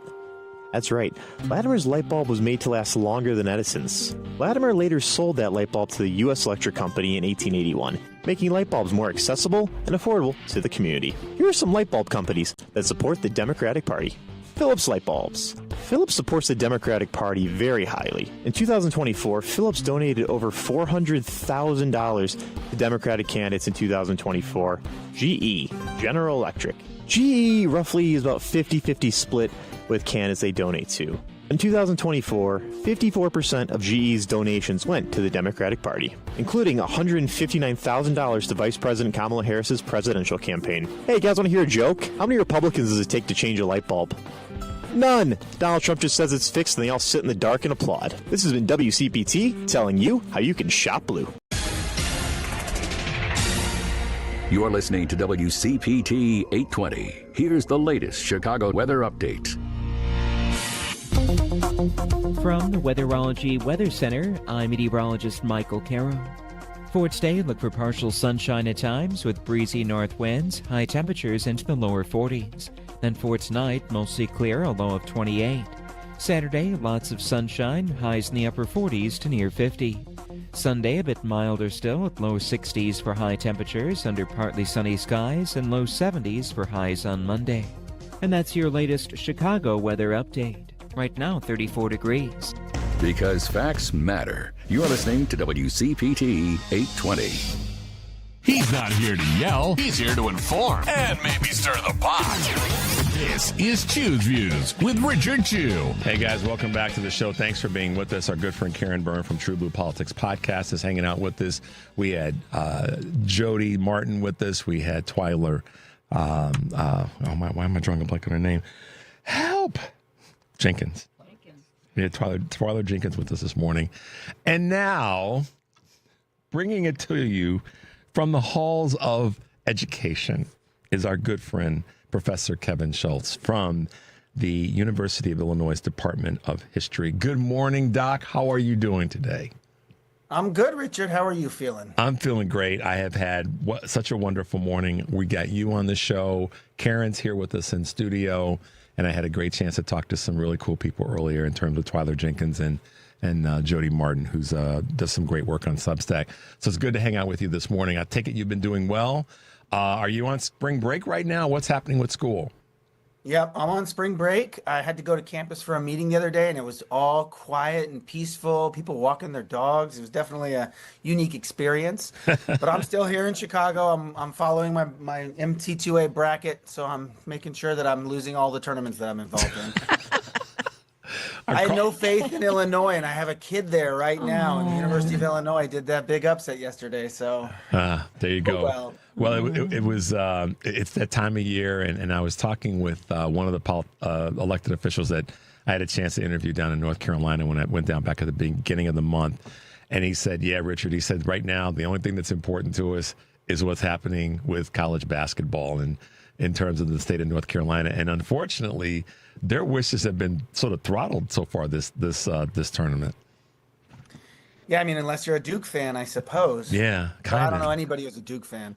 Well, you don't know enough people because I know too many people that are Duke fans. I'm sure you do. Man, Dr. Schultz, Kevin Schultz was with us this morning, guys, and it's always great to talk with you. And one of the latest things that he's been, I mean, you guys know his book, which has been a bestseller, a phenomenal book. It's called Why Everyone Hates White Liberals, Including White Liberals.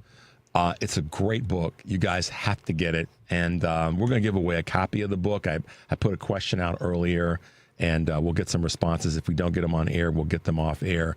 But the question is one of Professor Schultz's books that he's written in the past takes on a conversation, a relationship between two noted historians and their impact on politics, social issues, and all the rest in the 60s. Very well-known people, two of them, and it's the title of the book, One Person and the Other Person. So the person who reaches us with that answer, the name of that book, will get a free copy of Dr. Schultz's latest book, which is Why Everyone Hates White Liberals, Including White Liberals. So there you go. A free signed copy. I'll sign that and send it off to him right here. That's right. That's right. So listen, Professor Schultz, we talked a little bit about the rule of 60 last time you were on, and we may touch on that for a hot second before we jump today. But we've got a lot of things that are going on right now where there is a historical tie to it. I mean, that's the best word I can come up with. And the biggest one, of course, is this war in Iran. This is not a strategic engagement or any of the other fancy words. We're at war with Iran. And we've gotten into this war for a lot of various reasons that we can all, denote. But when you look at the history... Can you name some? I can't name any. That are good reasons? not that are the real reasons. That are the real reasons. Well, yeah. I mean, I'll do what I've done, which is say what I think they are. And they start with distraction. That word will be the first one. And then we'll build an organizational chart underneath the word distraction, and then fill it in with Epstein files, struggling economy for regular everyday folks, tariffs, gas prices, Medicare, Medicaid, TSA. The war started after TSA stopped getting paid. So that's another distraction. But at the end of the day, I mean, that's probably my word that I would use. But I know people want to get your perspective on how, when we've gotten into these unnecessary wars, what has history been trying to teach us that we haven't learned? Yeah, so on almost every issue, everywhere I go for this book talk, and I've been to 50 places all over the country and on podcasts and things like that, and people want to know the historical precedent for Trump's racism or Trump's attack on civil service or Trump's attack on the vote and how this all works. And there's historical precedent for all of this. So again, in Iran, here's another episode that seems a little haphazard, but there are all sorts of historical precedents for the American government getting involved abroad on sort of what seems like sort of wild or loose adventures that have no real meaning or no real understanding, sort of wars of choice, as you guys were talking about it just before I got Karen on. mentioned that. Yeah, go ahead. I'm sorry. Yeah, as Karen was mentioning it. No, and usually there's some underlying reason that emerges. And traditionally, those reasons that emerge, especially when we don't know what it is, have to do with the economic policies of companies, American companies that have certain investments in these regions. Whether or not we're going into South and Central America to protect the United Fruit Company, because American companies own these banana farms all over Guatemala and in Central and South America. And when hostile regimes seem to come into those regions, well, 100 years ago, the United States is sending the Navy and the Army in to change the regime in that place so that our companies could then have that sort of power and control that they had. They gave a name to this. It was called dollar diplomacy. And it's when our American diplomacy followed corporate dollars and when American corporations actually sort of dictated a lot of American foreign policy. So you can look at throughout the last 150 years, and you can see incidents after incidents where the American company or the American nation used its military might to ensure economic and corporate success. And in no place has it been more detrimental. Well, lots of detrimental places, let's put it that way. But in the Middle East, this has been a significant one, especially after World War II, when the country became really tied to the use of oil. Before World War II, we weren't necessarily as tied or as connected to the oil industries, and whatever oil we needed for the incipient car industry, we could get in Texas and in our own country. Now, after World War II, with the expansion of car culture and with the growth of petroleum markets abroad, a lot of our American oil was shipped overseas because it was really high quality and we could get more money for it overseas. And so that meant we had to import oil that was a little less high quality. And that's really connected us to the Middle East, which is why in the 1950s in Iran, we upheld the Shah and made sure he was going to be friendly to American interests. And when he was so horrible to his countrymen and he was so detrimental to any resistance movement, there was a revolution. We've been at war with Iran since 1979, even if it wasn't a hot war. It was sort of a cold war with sanctions and with other sorts of imposition of diplomatic processes. And I kind of think Trump, he comes into this in some ways with an older generation's with a perspective on things. I mean, I feel that he's this way about race. He's this way about anti-Semitism and Jews. I feel he's this way about the Middle Eastern gender. Yeah, the Middle Eastern politics. He's sort of coming at it from an older generation's perspective, which, it's fine. Let them have their perspective, this older generation that is more reflective of my parents, let's say, than me. And I think he sort of saw Iran as a bad guy since 1979. And what happened in 1979 when the Iranian Revolution actually took over the American embassy and took American hostages for 444 days. This was sort of cementing the vision that he has of Iran. Now, Iran has not had a very friendly leadership class. I don't think very many Americans would defend the old regime in Iran.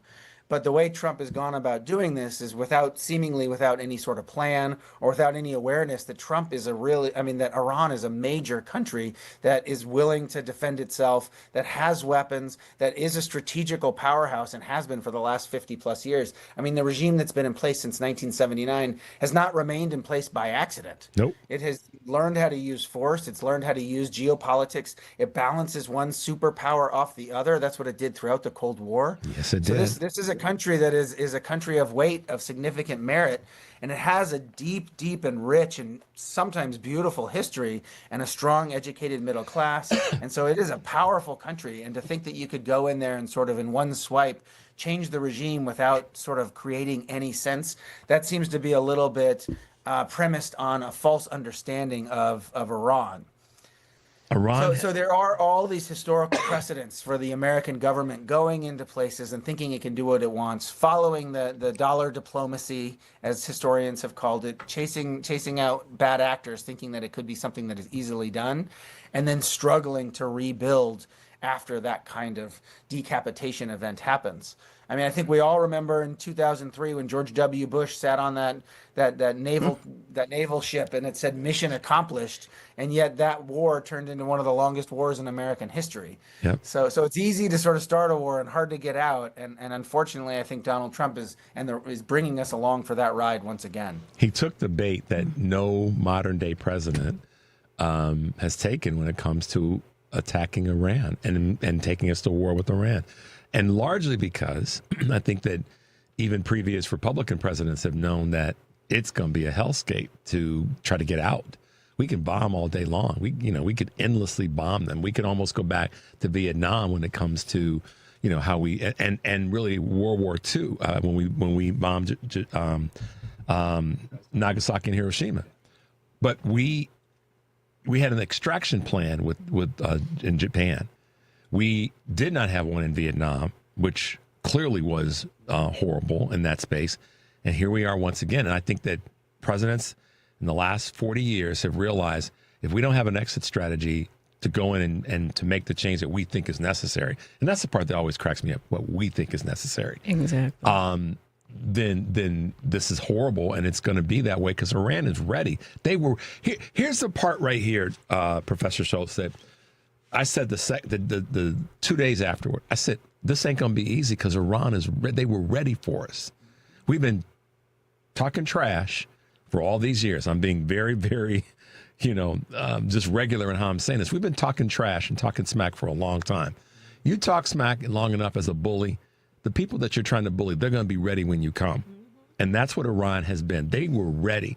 Be damned their leadership, good, bad, or indifferent. Take that off the table for a minute and just let's look at it strategically, tying it to history. Iran was ready for this. That's why they were able to respond so quickly in the Middle East and targeted. Talk about targeted. They were very targeted in what they went after. And now the world is paying a price for it because we didn't pay attention to history.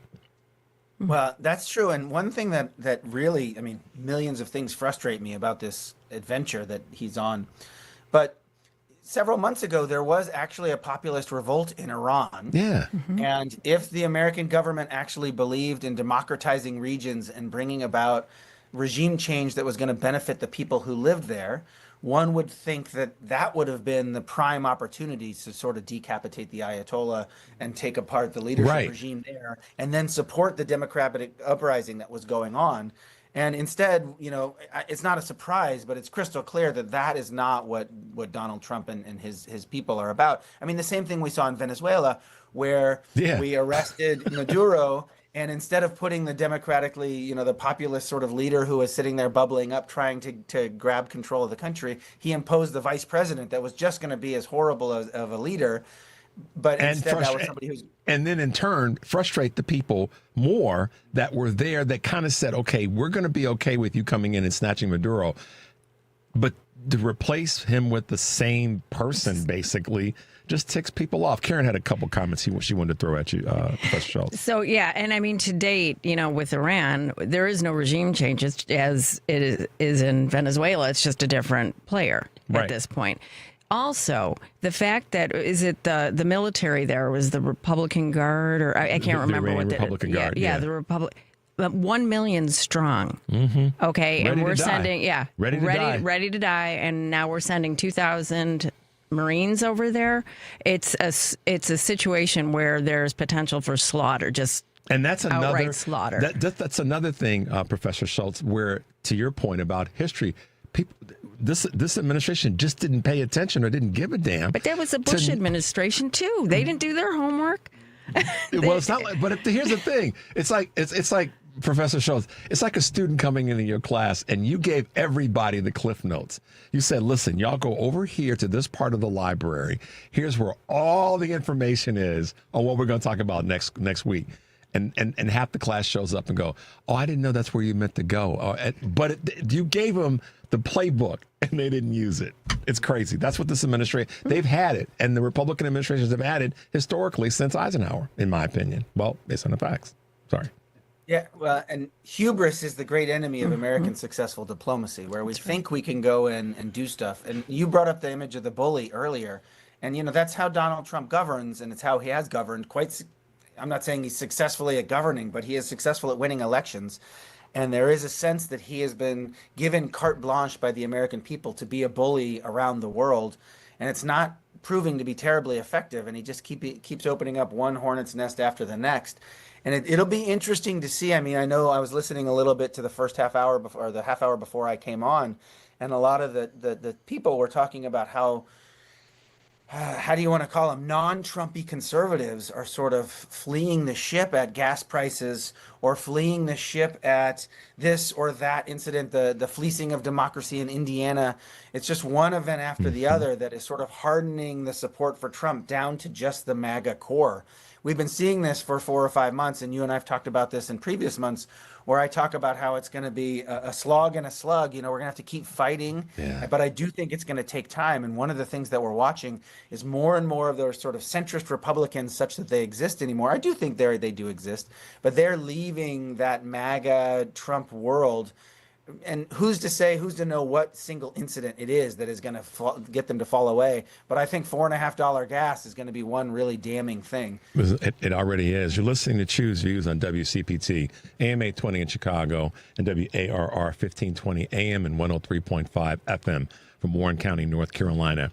I'm Richard Chu. In studio is our guest and good friend Karen Byrne from TruBlu Politics Podcast. And on with us this morning is also the great Kevin Schultz, professor and chair at the Department of History at the University of Illinois in Chicago. Thanks for being with us, Doc. We always appreciate and get excited and big smiles when we know you're going to be on. And I try to plan this as best I can, that Karen's in studio with us when you're on, because I love the vibe that the three of us have when we're on together. So thank you again for being with us this morning. Professor Schultz, one of the things that I really appreciate about you is your ability to take some of this very complicated, long-standing, oftentimes can be boring for people, historical stuff. But the minute you sort of isolate a topic, and this is something that you're so good at, you're able to make it digestible is the word I'm looking for people. And Henry and I have talked about this before. You actually can go, okay, this is a ton of stuff here, but let's just break it down to the most, bare bones pieces. That's where I think right now, we had a caller earlier that said, about the pain. Let's get rid of the pain. Politically, what do you know about messaging when it comes to simplifying the message that then becomes a winning strategy for people running for office? What are your observations there? Yeah, great question. And I think that we underestimate the value of marketing when it comes to creating popular support for presidents. Part of my book that you were so generous and kind when you talked about it, Why Everyone Hates White Liberals, part of the argument there is that liberals have done a pretty terrible job at describing and defending what it is they have accomplished throughout history.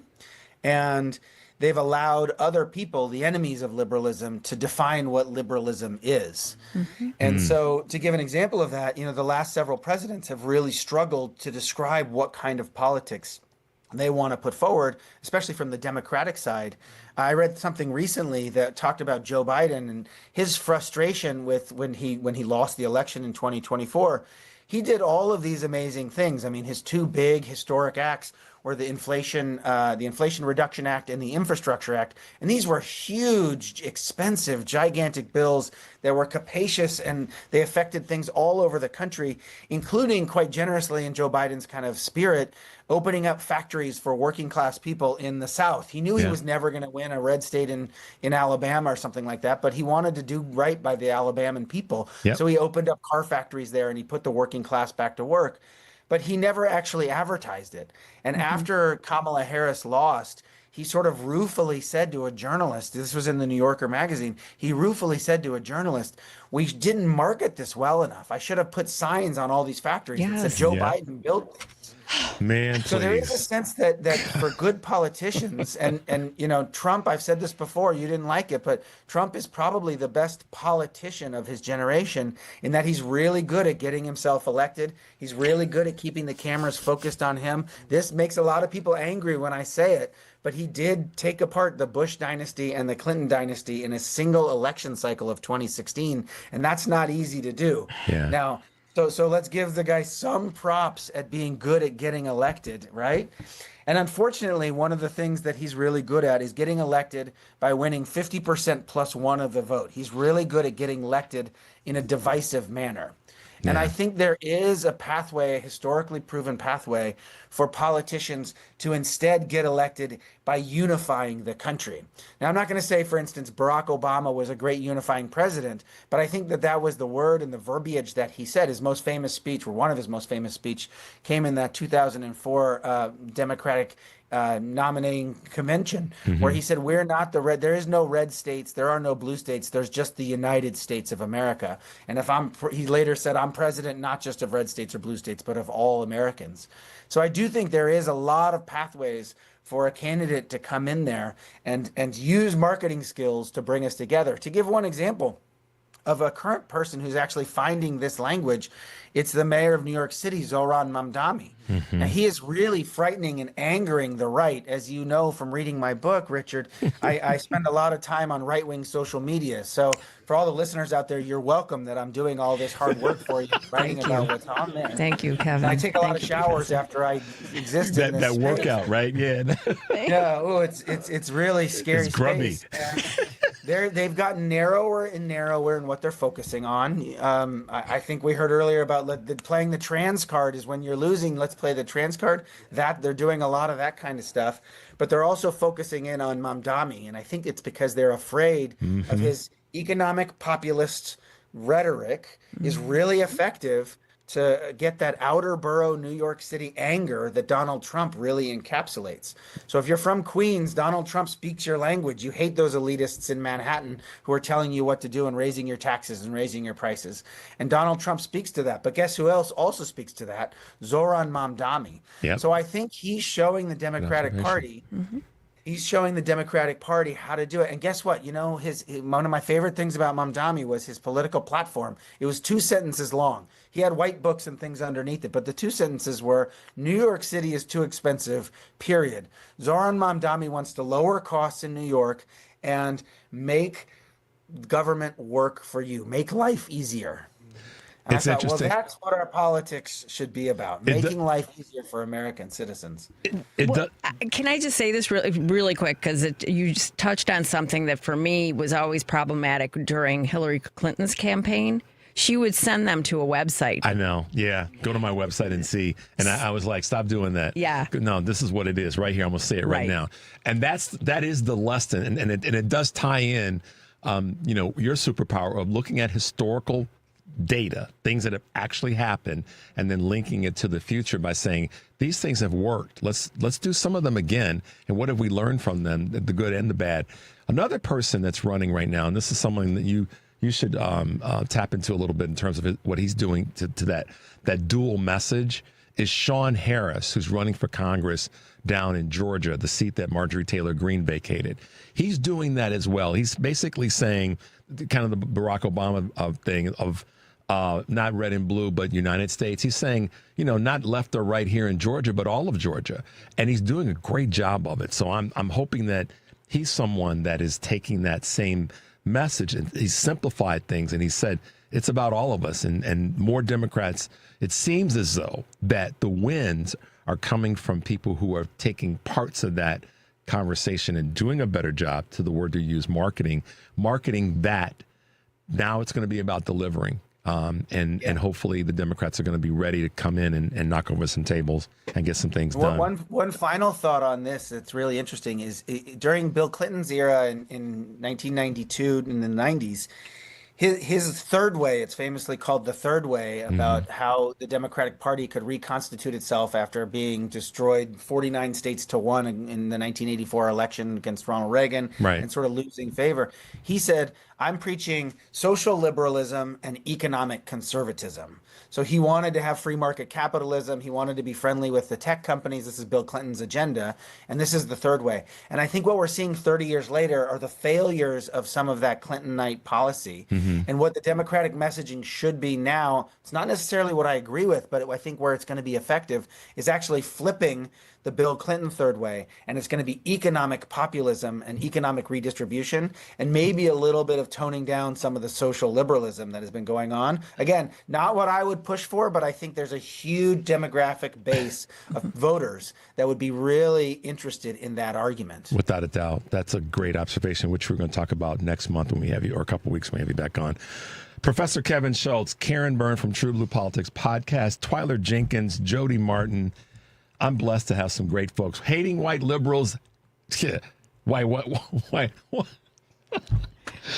Oh, boy. Why? Everyone hates white liberals, including white liberals. He is the author of that, but he's my guy when it comes to professorial things. Thanks for hanging out with us this morning, Professor Schultz. Yeah, thanks for having me, Richard. All right, have a good weekend. Be safe. All right, guys, we got to get out of here. Thanks for being with us this week. Thanks to Henry. Thanks to Whitney. Thanks to Mike. Thanks to all of our great technicians and folks here, our team. Everybody's just been fantastic. Stay tuned for the Stephanie Miller Show. And remember, take a deep breath, y'all, and make your life count. We'll see you next week. Oh, my God.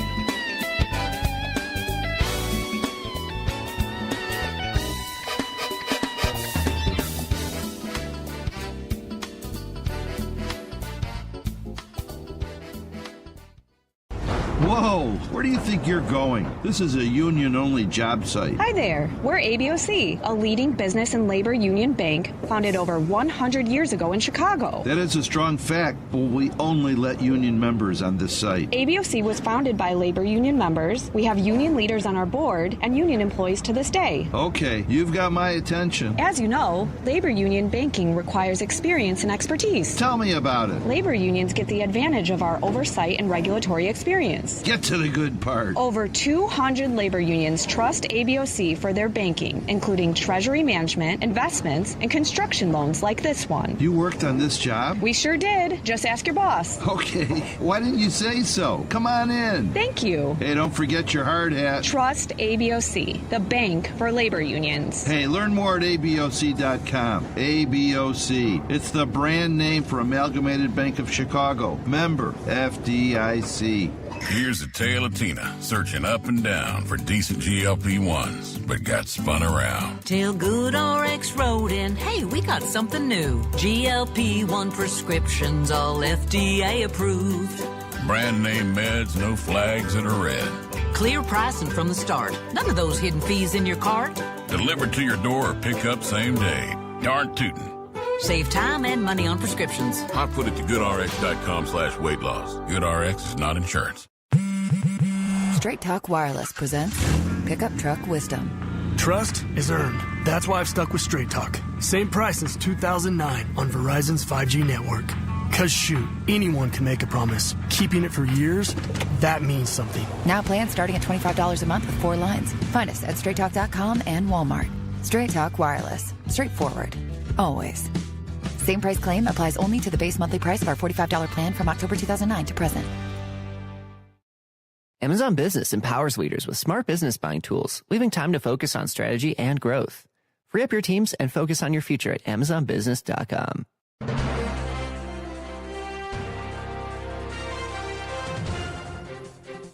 AP News, I'm Marcela Sanchez. Senators worked through the night on a deal that would fund most of the Department of Homeland Security. This includes the Federal Emergency Management Agency, the Coast Guard, and TSA, but does not include funding for immigration and customs enforcement. Customs was funded, but border protection was not. Democratic leader Chuck Schumer says his party will continue to make sure ICE does not get more funding without serious reform. In the wake of the murders of Renee Good and Alex Preddy, Senate Democrats were clear. No blank check for a lawless ICE and Border Patrol. Senate Majority Leader John Thune says it's the Democrats' fault there's no Homeland Security funding bill this year. President Trump should never have had to step in to rescue TSA workers and U.S. air travel. The bill now goes to the House. Costa Rica has agreed to accept 25 migrants deported from the U.S. per week. The AP's Mike Hempen has more. The Central American nation joins a growing number of countries across Africa and the Americas, signing contentious and often secretive agreements with the U.S. to take in deportees from other countries. Costa Rican leaders signed the deal earlier this week during a visit by Trump's special envoy, Kristi Noem. We are so proud to have partners such as the president and Costa Rica who are working with us to ensure that individuals who are in our country illegally have the opportunity to go back home to their home countries. Costa Rica's government says the deal allows the Trump administration to transfer foreign nationals who are not Costa Rican citizens. Costa Rica can then accept or reject proposed transfers. I'm Mike Hempen. More on this story at apnews.com. This is AP News.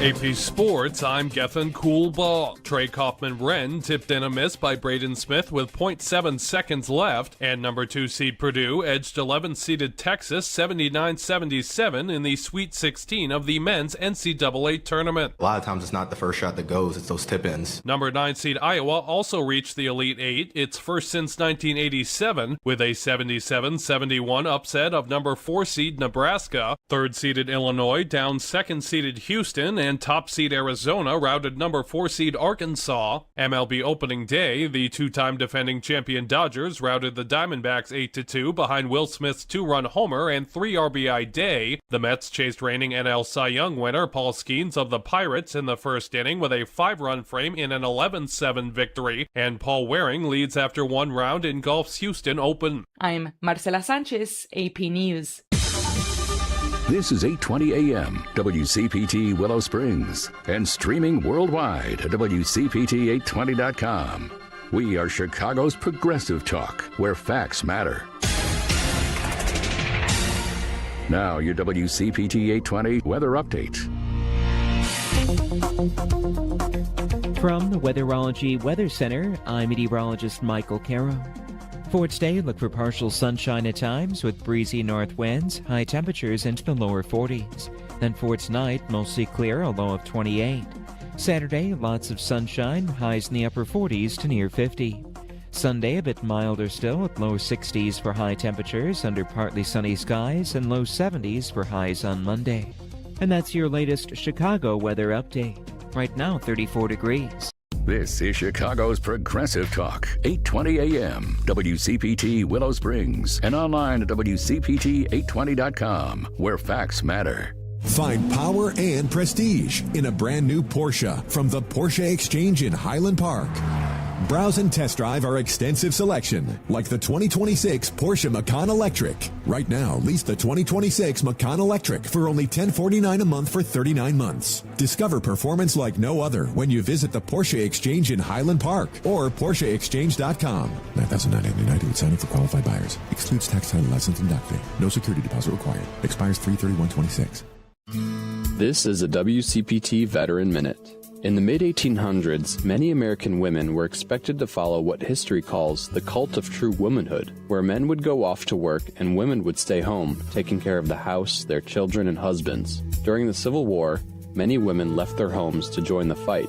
Thousands of women from the North and South volunteered to join brigades, while over 400 women disguised themselves as men to fight in the war. In the Union, 20,000 white and African American women worked as nurses, traveling from hospital to hospital, offering care to wounded soldiers, even helping to convince the government to create the United States Sanitary Commission to create a preventive, hygienic, and sanitary service for the benefit of the Army. During the Civil War, women were faced with new duties, challenging many men's minds to what should be a proper woman's place.